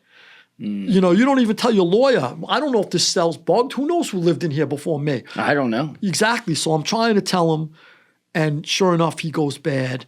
Fucking Kevin. Yeah. So, and I still, I felt bad because I liked him. It's sad when you like a guy and then he flips because, it's like, okay, I lost another friend. But whatever the case is, get back. Where were we? We had been talking about Luciano and how he got deported after, that was the deal they made after he gives all the intelligence, gets deported to Italy. It goes back to Hoover. Yeah. So Hoover never felt the mob was a threat to the American way of life. Yes, they're patriotic. Right. Now, so why did Hoover ignore the mob? This is the crucial question. And I make a great outline for it in both books because I talk about it briefly in volume 1 and I got into it much more deeply in volume 2 because Bobby went after him for it. Hoover felt— Bobby Kennedy. Hoover felt that, look, if we do a deep dive into the mob, it's going to lead one place, and that's Washington, D.C. Yeah. Okay. Was he relating that to the naval intelligence from World War II? No, forget this is naval intelligence and World War II's done. That was in the 40s, right? Okay. Now we're going up to 1960. Bobby's AG. Bobby's Attorney General. Yeah. I'm saying what is the context of Hoover saying it's going to come back to DC? Well, so Bobby's hounding Hoover to go after the mob, and Hoover's dragging his feet. He don't want to do it. Even after Appalachian. He don't want to. 57. Right. Because Hoover put in all of these eavesdropping devices. They're called black bag jobs. And he puts all of these illegal eavesdropping devices in mob social clubs throughout the country. And he's listening to them talk, and they're going, that mayor owes us. The governor owes us. We got that congressman. And he's going, Hoover knows how high it goes. Yeah. So now he's not telling Bobby he knows this because he's getting it from different sources, and he's got top echelon informants telling him who's on the take. They're putting judges in. They got politicians. They got— who knows who's next? Maybe now the president, John F. Kennedy. Hoover's aware. Hoover's aware of what happened in West Virginia with mob money. Oh, he knew about that. Oh, 100%. All those allegations came past Hoover's desk, and I talk about it in the book. Well, allegations. Did he think he felt he had the proof it happened? 100%, but Hoover knew he couldn't get anywhere with Bobby as AG, so Hoover just bends the knee. Hoover's like, what am I going to do? Where's this going? What am I going to do? Tell Bobby, oh, I have all these cases. Are you ready to bring them, Bobby? Yeah, they happen to be against you, your brother, and your father. So Hoover's like, okay, here's a mounted FBI badge. You're an honorary agent. Yeah. Nice, I'm your buddy. So this is how Washington works. So P.S., as it goes, Bobby's pissed at Hoover for not jumping into the fight against the mob. Now, Bobby is AG, harnesses all of the agencies under his control. So you got INS, IRS, FBI, you could keep going. I don't care if it's environmental agency. He's got them all working to take down the mob. 26 agencies, I think it was, all harnessed. And one of his aides in the Justice Department said he became like the chairman, like sort of like almost like like not an official chairman, but almost like a covert chairman of like an illegal crusade. You know, that's like what the insinuation was. Yeah. Because it really wasn't like, you can't tell the IRS. The IRS would say, look, we go after people for tax reasons. You can't tell us target Julian and find something because you're going to lose faith in the tax system as Americans. That's right. It's supposed to be completely on its own. Right. Not political, no agenda. Yeah. So they're pushed back and pushed back and pushed back, even within the IRS.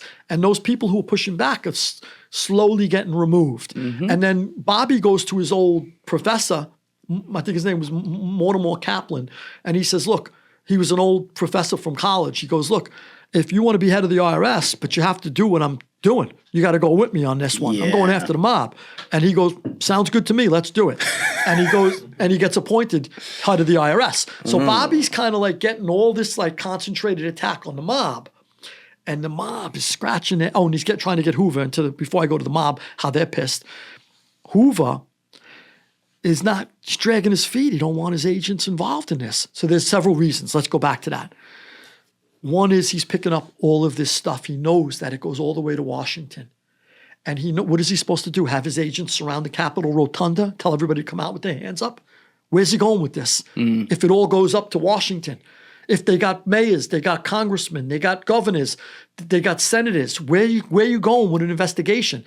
Even Hoover infers at times with Bobby, okay, how about I do a deep dive into those mobsters that run the Calneva Lodge? Oh, the ones who are always seen there with your father. Conveniently. Yeah. Okay, you want me to do a deep dive into them? How about we do a deep dive into the mob money that went from Chicago, New York, and Las Vegas into West Virginia and Chicago just as your brother pulls out the election? Yeah, how about that? You want to deep dive into that? So he's trying to teach him through example. Like, kind of, come on, Bobby, don't you get it? This is how Washington works. We kind of like know where we got to walk here, right? But Bobby don't get it. Bobby don't get it. But it all comes back to, according to you, Bobby is pissed at Traficante, Marcello, the mob, and Hoffa, but he's now putting it towards all the mob, even though he knows that the other guys fucking put him in there. Kind of the reverse. So he's going after the whole mob because he doesn't care. He hates them all. But he had a little bit of a special vengeance for those three. Okay. Yeah, so it wasn't like I'm going to go after three and then because I'm going after these three, I'll grab the whole bunch of them. I'm going after the mob. I don't care. I'm the attorney general. You don't mess with me. And he tells Hoover now, you can't just walk into the Oval Office anymore. You go through the attorney general. There's a chain of command here. Hoover never had to deal with that. Hoover always went to Pennsylvania Avenue himself. He never had to go, Mr. AG, I would like to speak to the president. Not only that, when there's an FBI press release, Bobby says, you got to give it to me first. I'll edit it and let you know what you could do and say. Hoover's like, who's this guy? This guy's first teeth came in when I was already director. And he's telling me, this little whippersnapper? So Hoover's livid over this.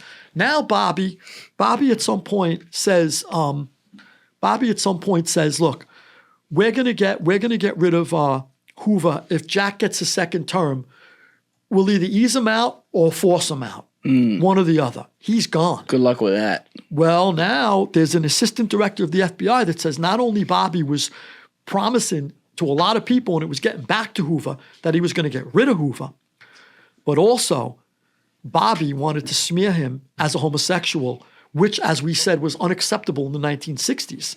So now it would be like, oh, I'm going to smear this guy as a homosexual. The guy could go, I'll tell everybody myself. But not then. You couldn't do that. That wasn't an option. Right. It wasn't an option. So Hoover's going to be disgraced, retired, and doomed. So he's got like nothing ahead of him with Bobby Kennedy. And I'm only saying that. I'm going to jump ahead just a little bit. I'm saying that because later on when the mob is threatening to murder Kennedy and all of those threats are coming past Hoover's desk, Hoover mysteriously does nothing about them. Right. Why isn't Hoover reporting it to the Secret Service, to the Kennedys? Because it wouldn't be the worst thing in the world to him. I didn't see it. Yeah. I didn't hear anything. Yeah.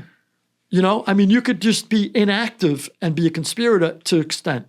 And he's basically inactive. I didn't see and hear anything. Don't care.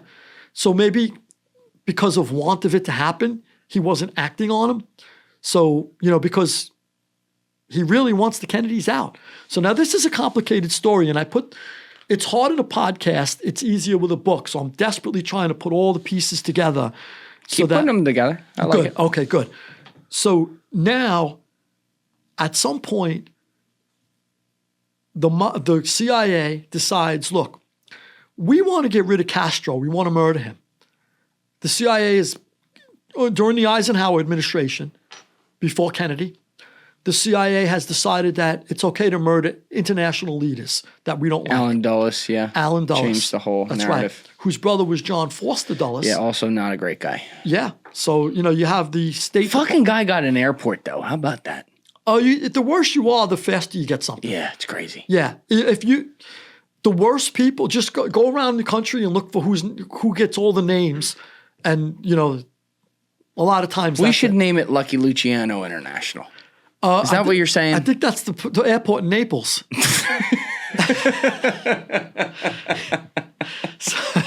so anyway.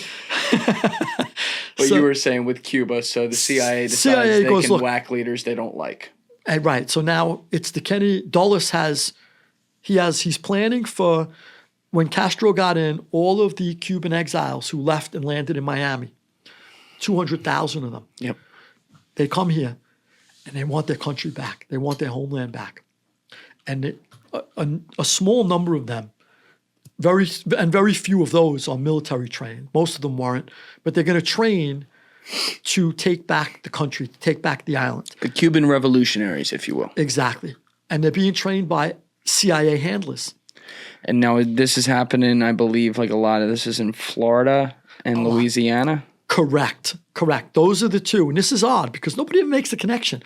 Why those two places? They're underwritten by two people for the most part. Traficante and Marcello. Exactly. And that's where all the camps are, the majority of them. And why are those the two places where that's everywhere. And they also have a big training camp in Guatemala, but eventually the Guatemalan president says, look, you got to get them out of here. One way or the other, they need to get out of here soon because there was a lot of press that they were training there. And there was political reasons the Guatemalan president wanted them out as soon as possible.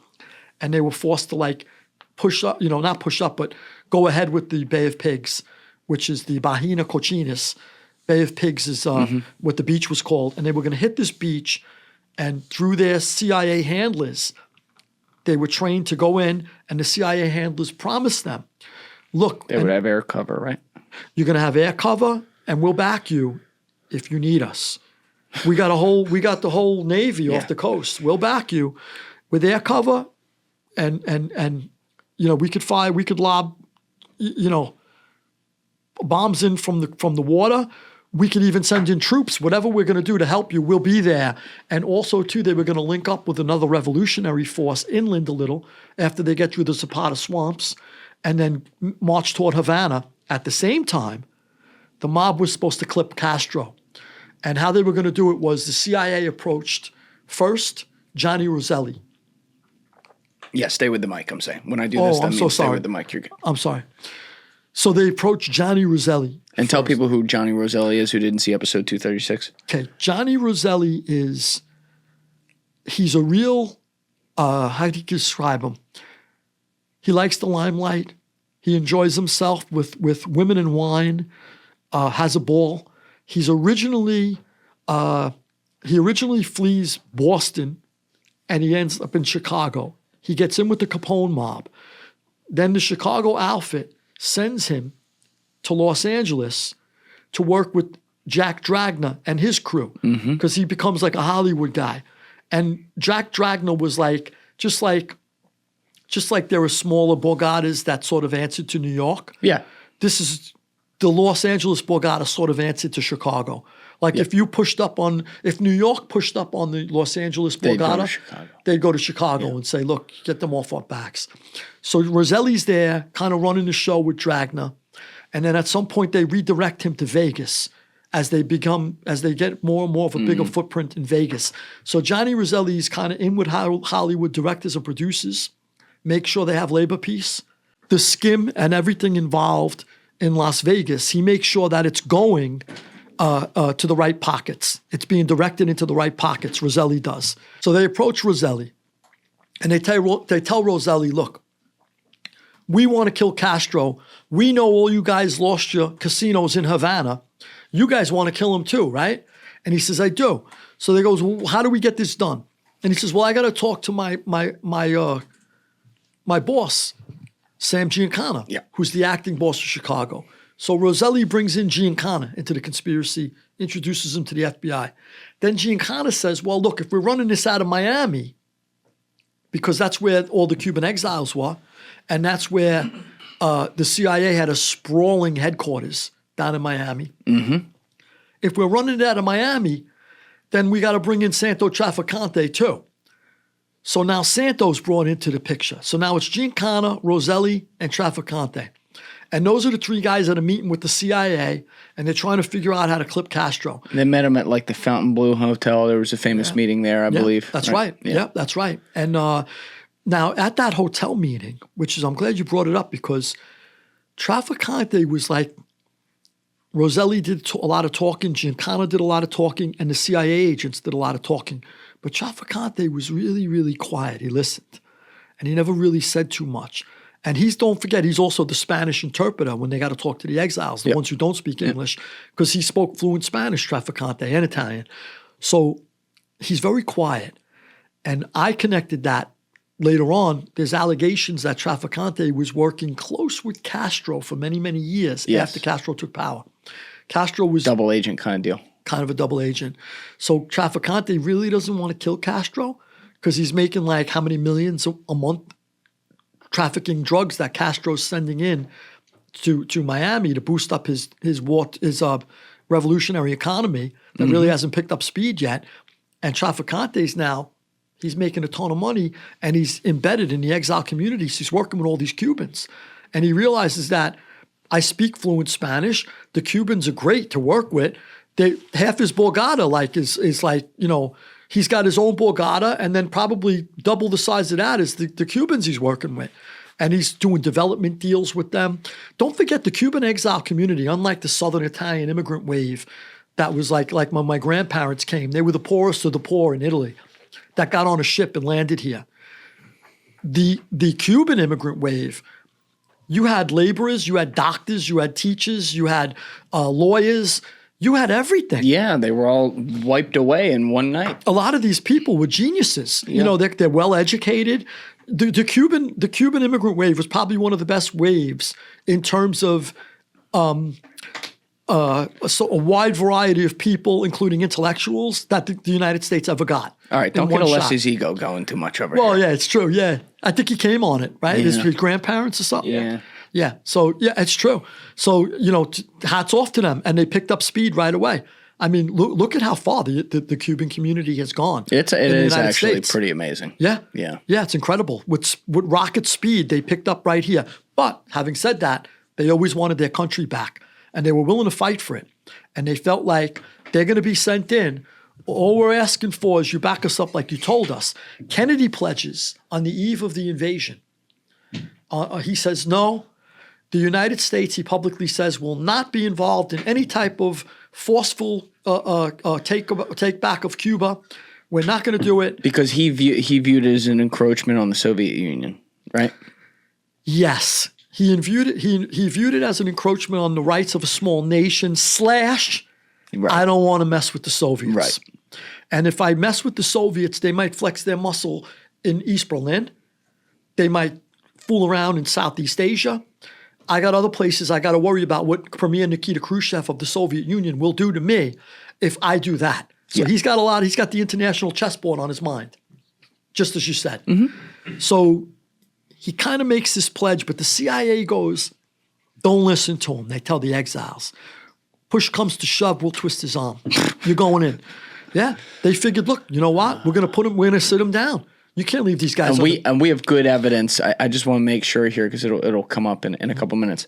We have good evidence of this pregame that occurred where where of course Kennedy said that, but also that the CIA said, no, don't fuck what he says. Don't worry about it. We'll make sure he sends backup. Not only is it all sourced in my books, but there is such an abundance of sources I had to choose from that I might choose 2 or 3 where I could have probably had 20 or 30 if I wanted to just keep going.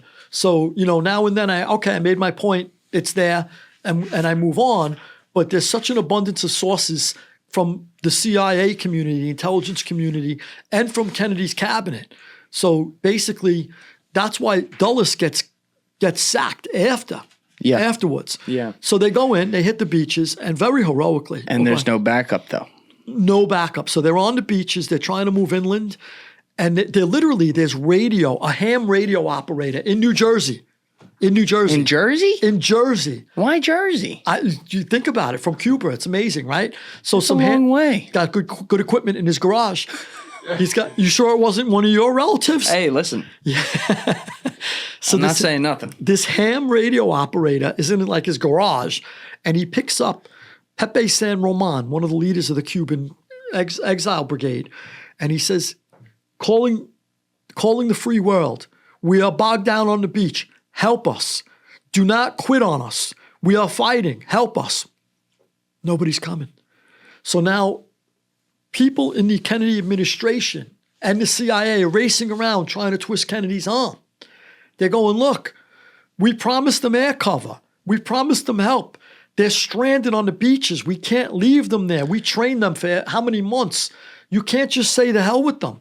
And Kennedy goes, no. I won't do it. But if he this is the ultimate quandary because it already looks bad when you have CIA-backed revolutionaries. It's very clear that that's what it is in the Bay. But you can at least have deniability with that. If you bring in fucking air cover or shit like that, it is now a full-blown, unquestioned, internationally recognized act of war. Yes and no. So I'm going to say the defenders of Kennedy's decision say exactly that. And they say, well, Kennedy had every reason to step away because you can't cross that line in the sand. And there is some truth to that. It makes sense. However, this is the flip side of it. So the first mission that kicks off the Bay of Pigs invasion is they had like these 8 leftover bombers from World War II, American bombers, that they repainted with some Cuban Air Force markings. And they were like anybody like it.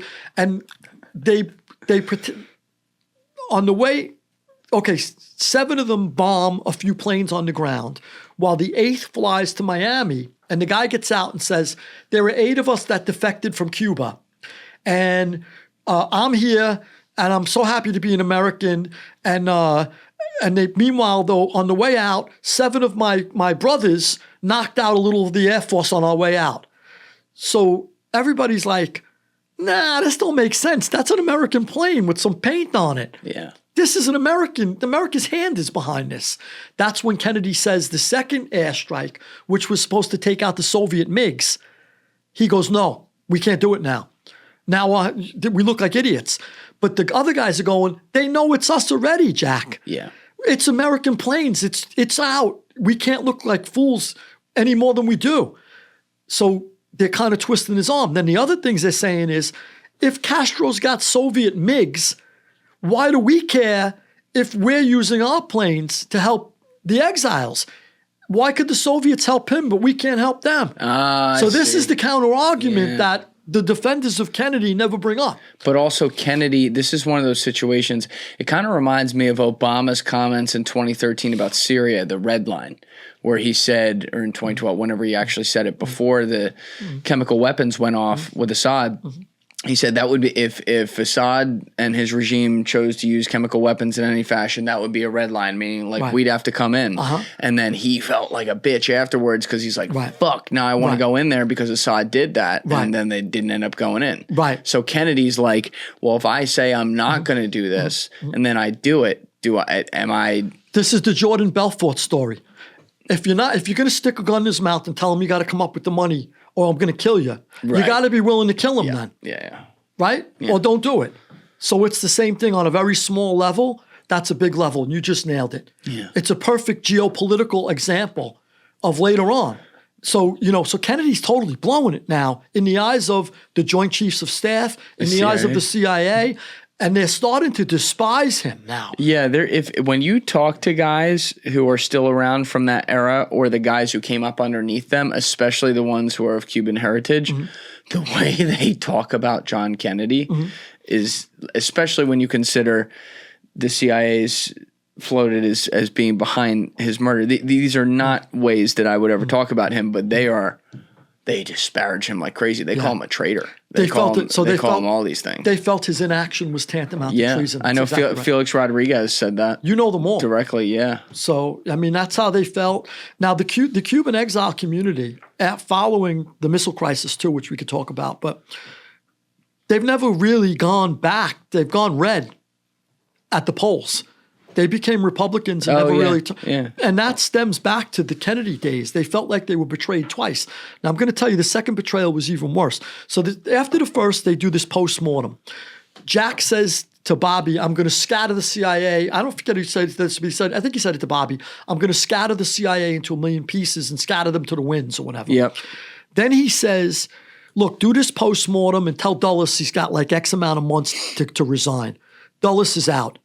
Now, originally when Jack became president, he was having this like little powwow, I think in like Cape Cod or maybe Palm Beach, one of the Kennedy estates. And he had some friends going, who are you going to get rid of first, Jack? Hoover or Dulles? I think you should get rid of both of them. And he wanted to get rid of both, but he goes, you know what? The election was thin. I don't have a mandate to rule.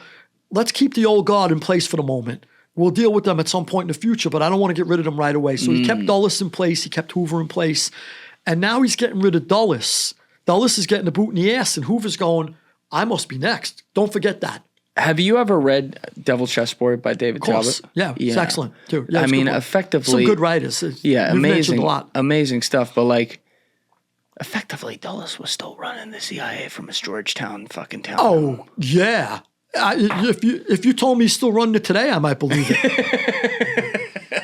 I mean, Alan Dulles. Yeah. So, never in the history of politics did we have a brother controlling the State Department and another brother controlling the intelligence agency where everything could be done at mom's table.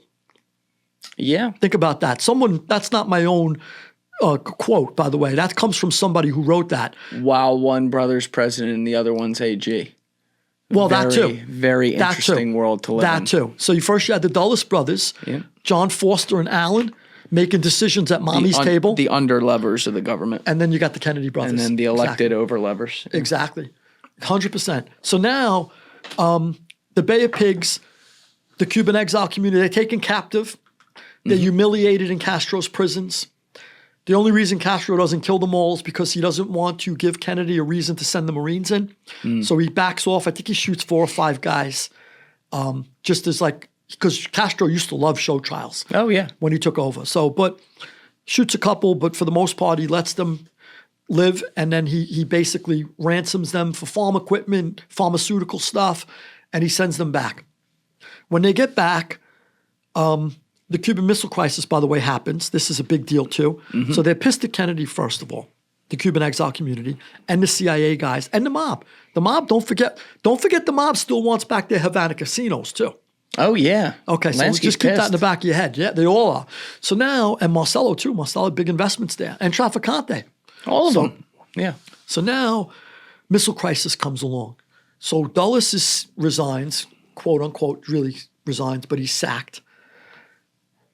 John McCone comes in. He's like a leftover from the Eisenhower administration. He was head of energy or something, and they put him in as the head of the CIA. But John McCone's kind of in the dark. Later on, I think either Richard Helms or William Harvey testified that we didn't tell McCone too much. It was advisable not to, not to advise him. That's the problem. Yeah. We didn't really think it was advisable to bring him into the mix on what we were doing with the mob, how we were trying to kill Castro. So McCone's completely in the dark. Side note here, this is exactly why, cynically, I don't have a ton of hope for someone who seems like pretty good, like a Tulsi Gabbard going into DNI right now, because if she's someone who's kind of fought back against like a lot of the bad things that seem to happen in the underbelly of the agency world, why the fuck are these people who are in control of those levels going to read her in on shit? It would have to be a radical purge of the department, and it would have to happen so quickly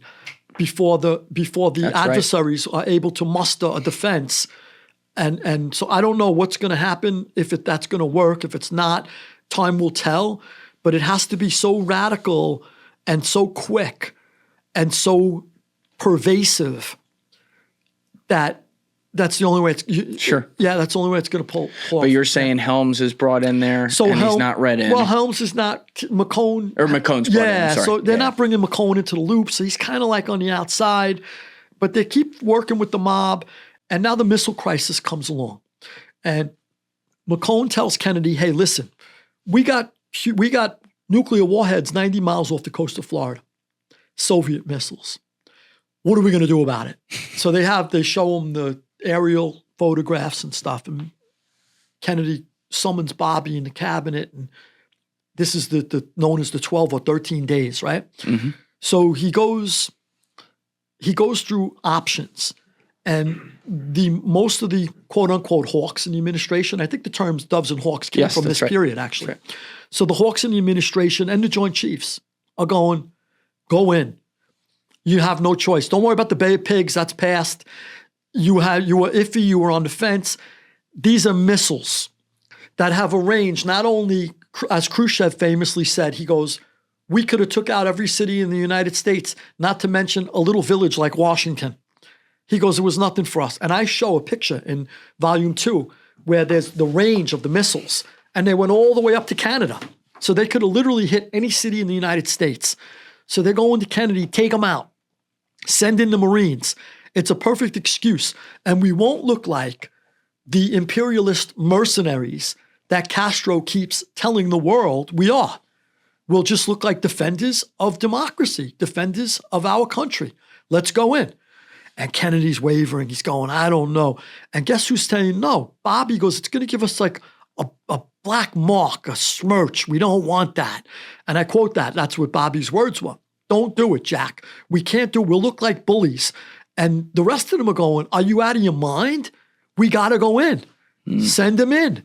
So now, after this back and forth for a number of days, the two options that are available to Kennedy are sending the military in and overthrowing Castro, getting the missiles out, which pretty much everybody wants except Kennedy and Bobby, Jack and Bobby, and a couple of other people come around to that. But originally, even members of NATO, de Gaulle, I think it was Macmillan in England, they're going, go in, we got you back. They were telling them. Oh, in the very beginning. Later on, Macmillan, the guy from England, changed his tune. The man from France still was pissed, and I'll tell you why, de Gaulle. Yeah. So that's interesting. De Gaulle would say that. Oh, go in. They don't want this. So now Kennedy has two options: that, go in, or quarantine the island, a naval quarantine, completely block off the island. Any Soviet ships, tell them to turn around. Any Soviet subs, tell them to surface and get back. Those are the two options. Invasion. Now, that kind of is effectively the same thing, though. No, because a quarantine... It's different. It's different, meaning it's not like the boots are going on the ground and taking over, but you are shutting them off from the world completely. The quarantine allows at least some wiggle room for Khrushchev to then counter, right? So Kennedy's afraid.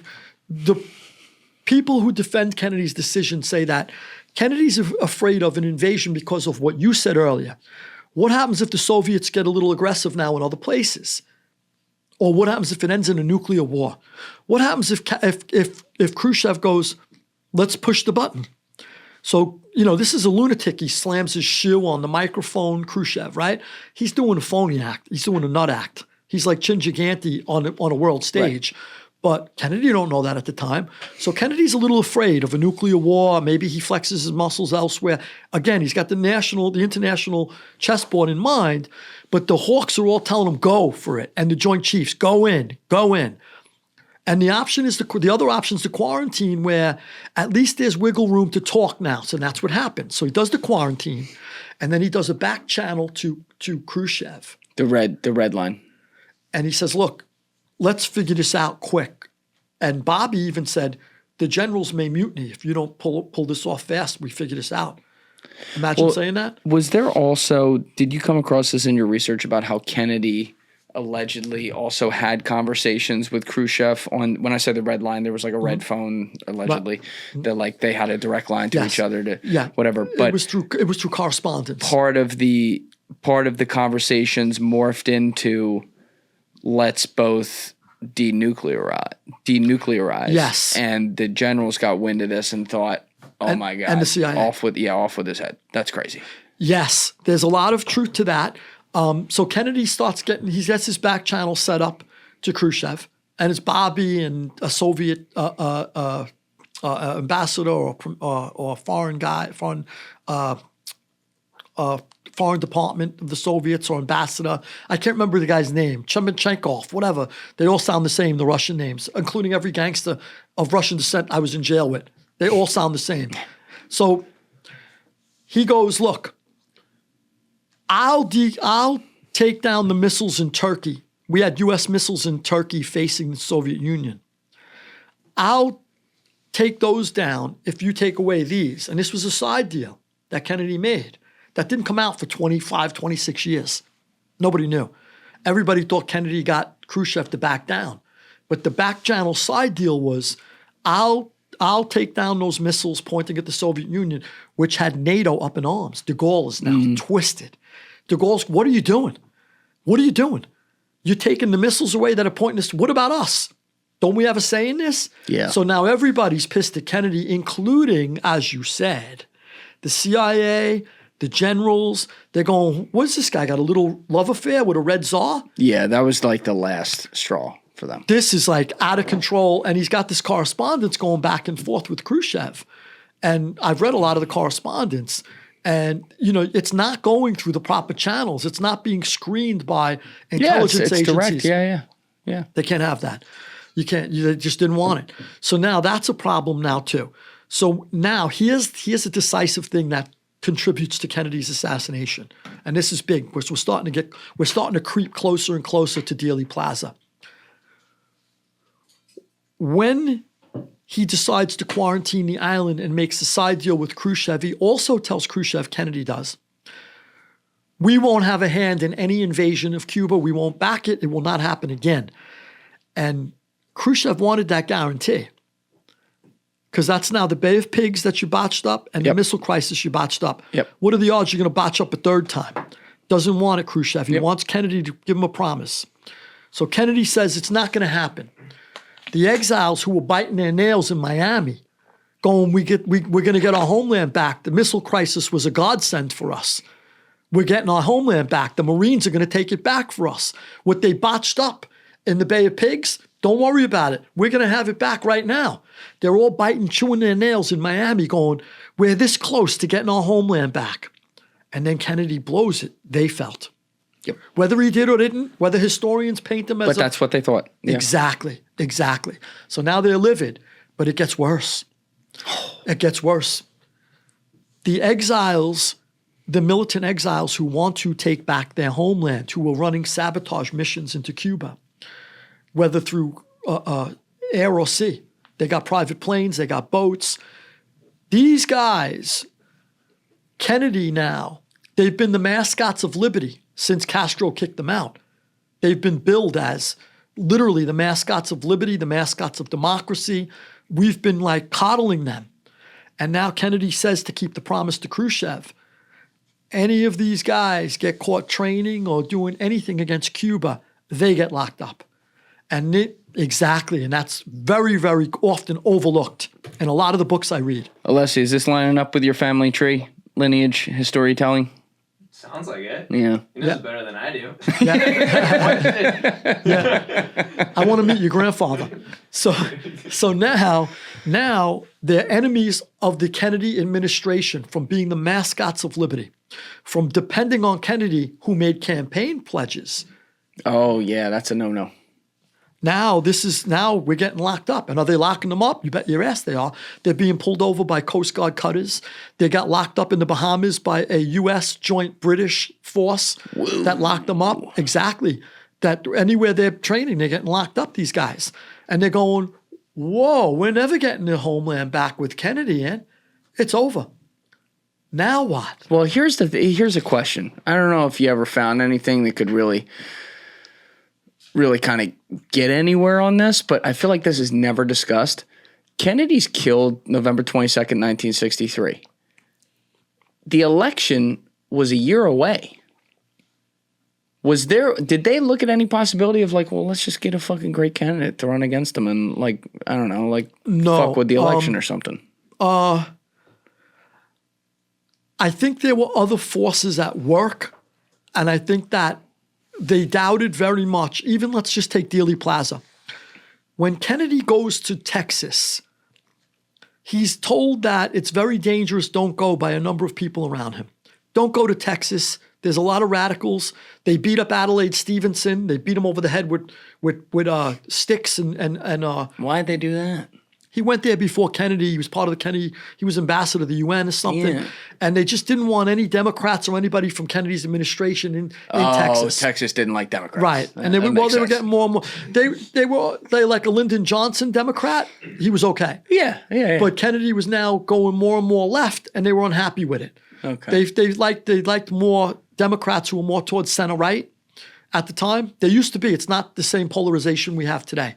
There used to be Democrats who like Lyndon Johnson. Lyndon Johnson was H.L. Hunt was as right wing as you could get, the oil baron H.L. Hunt. Yeah. And he backed Johnson. He liked Johnson. He felt Johnson was a right. Johnson was a deal maker. And he felt like he was master of the Senate. Yeah. Knew how to make deals. Johnson was a nastier, more like radical personality version of Bill Clinton before Bill Clinton.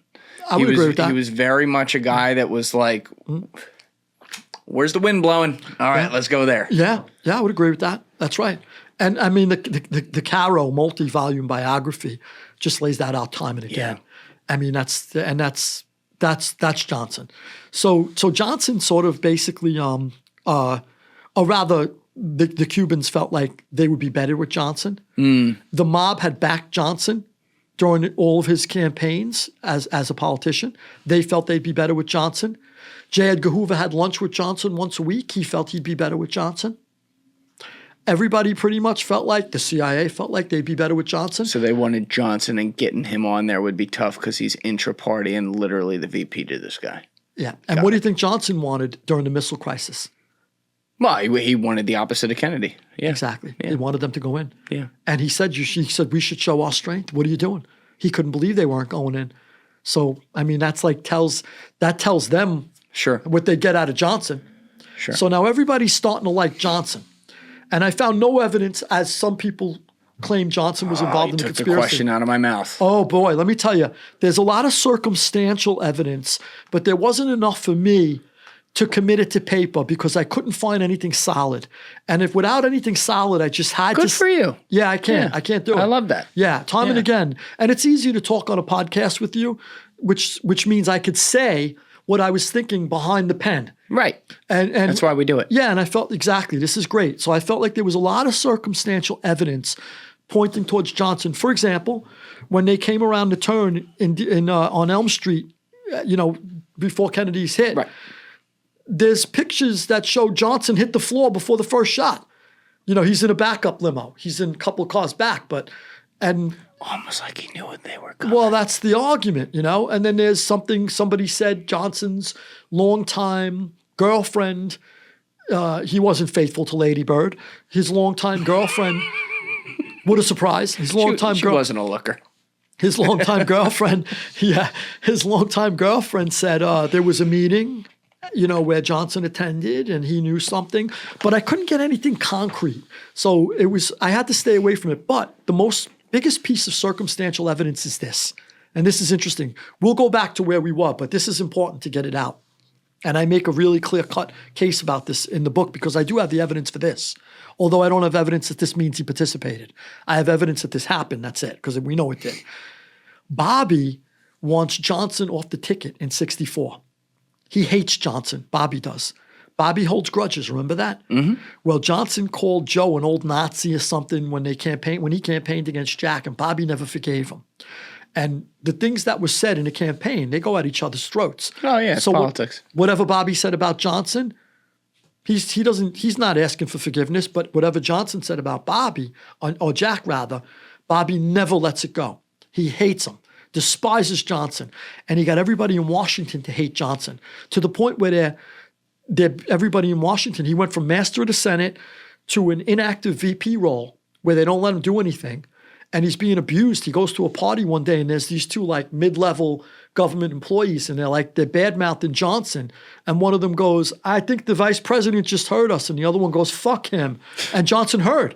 And Johnson was like at a loss, like, what do I say? I'm the vice president. I don't know how to react to that. And he just walks away with his head down. Then when Johnson didn't know how to act. And then at times, Bobby and Ethel Kennedy, when they invited Johnson to Hickory Hill, the state in McLean, Virginia, they would sit Johnson and his wife, Lady Bird, at the quote-unquote losers table. This is an insult to Johnson. Oh, yeah. He knows he's sitting at the losers table. It got back to him. So, all these things and then Bobby takes the final step. Leading up to as the campaign is building, and the 64 election's coming up, Bobby says, I want him off the ticket. Jack says it. There's a lot of evidence. People go, oh, he really was going to keep him. Jack's own secretary, Evelyn Lincoln, who was with him from soup to nuts, start to finish, said he was definitely getting rid of Johnson. And there are other people who said it too. Richard Nixon, other people said he was getting rid of Johnson. Bobby goes after people around Johnson. So Bobby's the attorney general. This is how reckless Bobby was. Oh my God, he's going legally after them. Legally. He uses the attorney general's position. He locks up a guy named Billy Sol Estes, who was doing these agricultural frauds and using Johnson as his Washington guy to back them. And he's doing them in Texas. And Johnson's directly connected to these. They're government funded. It's government deals. But he's working hand in hand, Johnson is, with Billy Sol Estes. And Bobby goes after Billy Sol Estes. Now, the guy investigating Billy Sol Estes, and this is proven, this isn't hypothetical, this isn't circumstantial. He gets killed, the agricultural agent who's investigating Billy Sol Estes and how it connects to Johnson. He gets killed, so they rule it a suicide. Nobody ever explained how a suicide occurred with 5 bolt-action rifle shots to the chest. Kind of hard to kill yourself like that. Pretty hard. Years later, they reversed the coroner's report, and Billy Sol Estes said, look, there were a lot of people who were killed, and Johnson had something to do with it. That came from Billy Sol Estes. That I mentioned in the book because it came directly from him. But Bobby's targeting Billy Sol Estes to get to Johnson, and he wants this to go to Johnson. And he offers Billy Sol Estes a deal if he flips on Johnson. Then he goes to Bobby Baker. Bobby Baker is another close associate of Johnson. When Johnson was master of the Senate, Bobby Baker was the Senate secretary, who basically is the guy in the know, who handles everything for the chief. And he knows who to talk to, who to bribe, who to corrupt, what deals to make. He's got all the dirt. Bobby goes after Bobby Baker. Bobby Kennedy goes after Bobby Baker. And he's locking up Bobby Baker now, telling Bobby Baker to flip on Johnson. Literally, the day of Dealey Plaza, fast forward. Literally, the day of Dealey Plaza, they get a witness into a Senate committee, closed-door Senate committee. Conveniently. Investigative committee. And they're investigating Bobby Baker and Johnson. And the guy throws a ton of evidence on the table that's literally going to not only knock Johnson off the ticket, but put him in jail. And literally, that meeting is happening, and the evidence is being sifted through as the shots ring out in Dealey Plaza.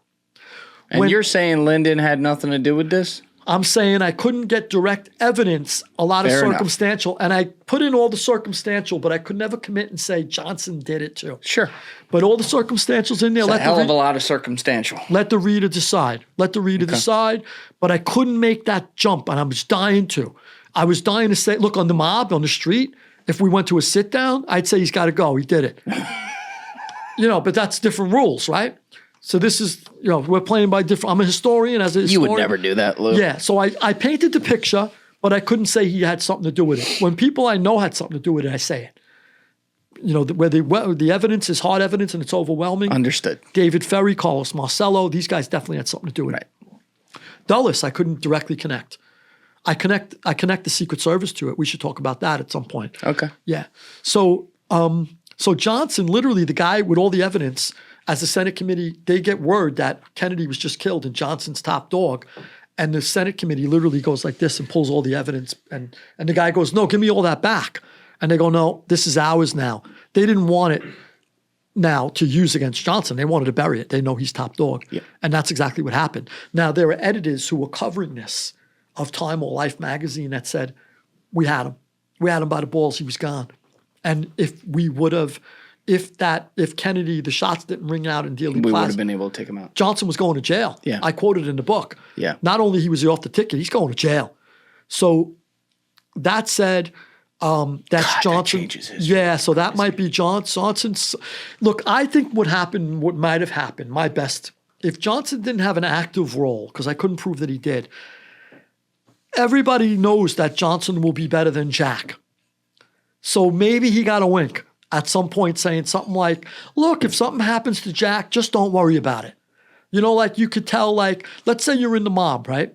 And let's say you're beefing with Alessi, and you guys are going back and forth for years and over everything you could think of. And at some point I go to you, I can't bring you in on what I'm going to do. But I want to kind of give you, I go, look, if something one day happens to Alessi, just don't get nervous if somebody knocks on your door. Seriously, but I don't want to tell you what's going to happen. And then maybe when you come to me and then something happens to him and you come to me and you go, was that you? I go, no. I just said don't get nervous, but that wasn't me. You know, like it's like deniability. Yes. So maybe something like that. I don't know. But Johnson knew that when he was being sworn in, first of all, it was unnecessary to be sworn in. You automatically become the president. Wait, you don't have to be, but you still have to be sworn in. Nicholas Katzenbach, who was the stand-in attorney general for Bobby when he was incapacitated after his brother's death, and became, I think, the fill-in later. Katzenbach said they were calling all around to say, how does this work? We need a judge. Johnson was. And they said something like, it's not a rush. It's not a rush. It's automatic. But Johnson wanted it immediately on Air Force One, and he wanted Jacqueline Kennedy present. In her blood-soaked dress. Which he refused to take off. Yep. They wanted her to take it off. What a picture that is. Incredible. She goes, let them see what they did. Yep. Not let him, Oswald, see what he did. Let them see what they did. Yeah, that was a very telling line. Interesting. In a blood-soaked dress, caked with blood. And they wanted her to change. Lady Bird said, please, go change. And she said, no, they're going to see what they did. But why is Johnson, and he's calling around, he gets a judge, Sarah Hughes. By the way, Sarah Hughes is a judge that Johnson wanted to become, he wanted to get her on the bench. And guess who knocked it down? He had to fight with Bobby. He said, she's too old, I don't want her. And he went back and forth, and finally Johnson got her the nomination and got her on the bench, and that's who he calls to swear him in on Air Force One. So Sarah Hughes even hated Bobby. I mean, you could keep going.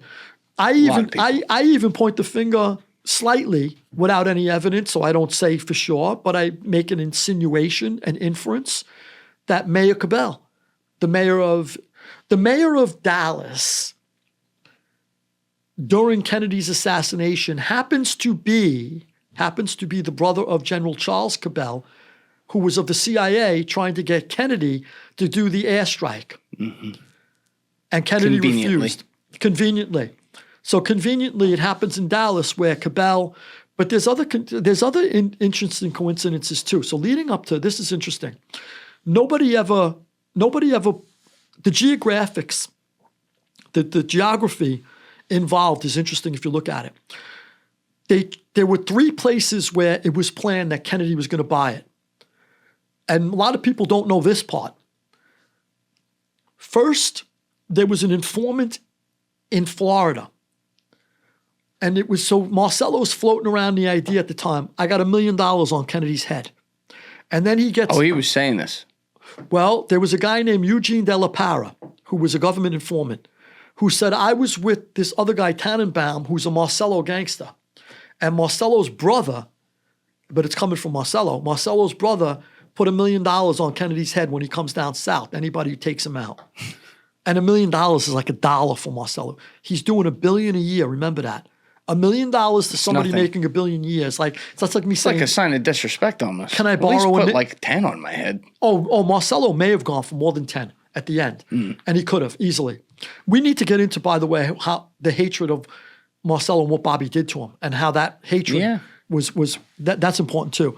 But so there's an informant in Florida and he's talking to some other guy and he goes, is Kennedy really going to buy it? The informant says to the other guy, is Kennedy really going to buy it when he comes down south? And he goes, oh yeah, it's already planned. It's happening here. And he goes, really? Because Kennedy was planned to go to Florida, Chicago, and Texas. Those were the three upcoming events. So first they got him. Who's Florida, Chicago, and Texas? Traficante, Giancana, and Marcello.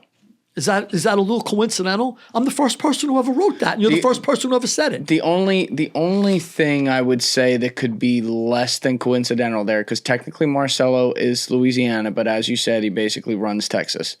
The only thing that could be a little coincidental, and I'd have to go check some electoral map stuff at this point, but you're a year out from an election and you're going to do events in 3 states with a good amount of electoral votes, 2 of which, Illinois and Texas, just delivered you the last election. And you could be going there to, you know. And even regardless of why the administration planned that route, which could have been nefarious, the reasons, depending on who's planning the motorcade routes. And we could get into that with the Secret Service later. But even aside from that, it just so happens, though, that these are the 3 places that, and I'm going to tell you about what's happening in these 3 places, that they didn't just bank on Texas. Texas was option number 3. And I'm the first person to point that out. Okay, why are you the first person? What's your evidence? Okay. So, well, the evidence comes from other people who have pointed out that these things happen. I shouldn't take all the credit for discovering this evidence, only discovering that they had 3 shots at getting Kennedy, and they happened to be 3 places controlled by Giancana, Traficante, and Marcello. And those are 3 main conspirators besides Jimmy Hoffa. Jimmy Hoffa was more of, we're going to make Jimmy believe this was a favor for him, which I'll explain. We're going to make Jimmy believe this is a favor for him just to make sure we always have access to that team's pension fund. Because Hoffa wanted him dead.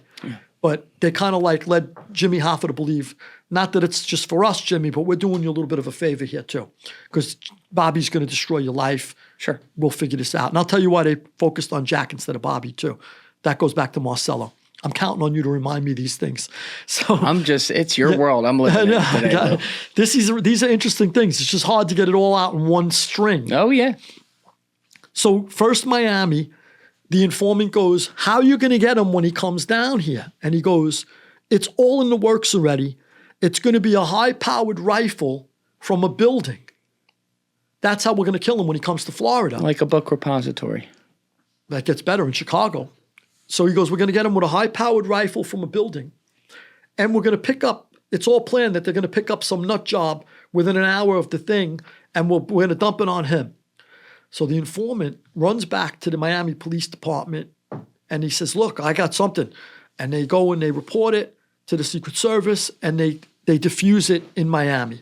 The police, for the most part, defuse the assassination attempt in Miami. The guy runs, and later he's mysteriously found dead after the assassination. This guy Miltia was his name. Okay, so that's out of the picture. The next place Kennedy's going is Chicago.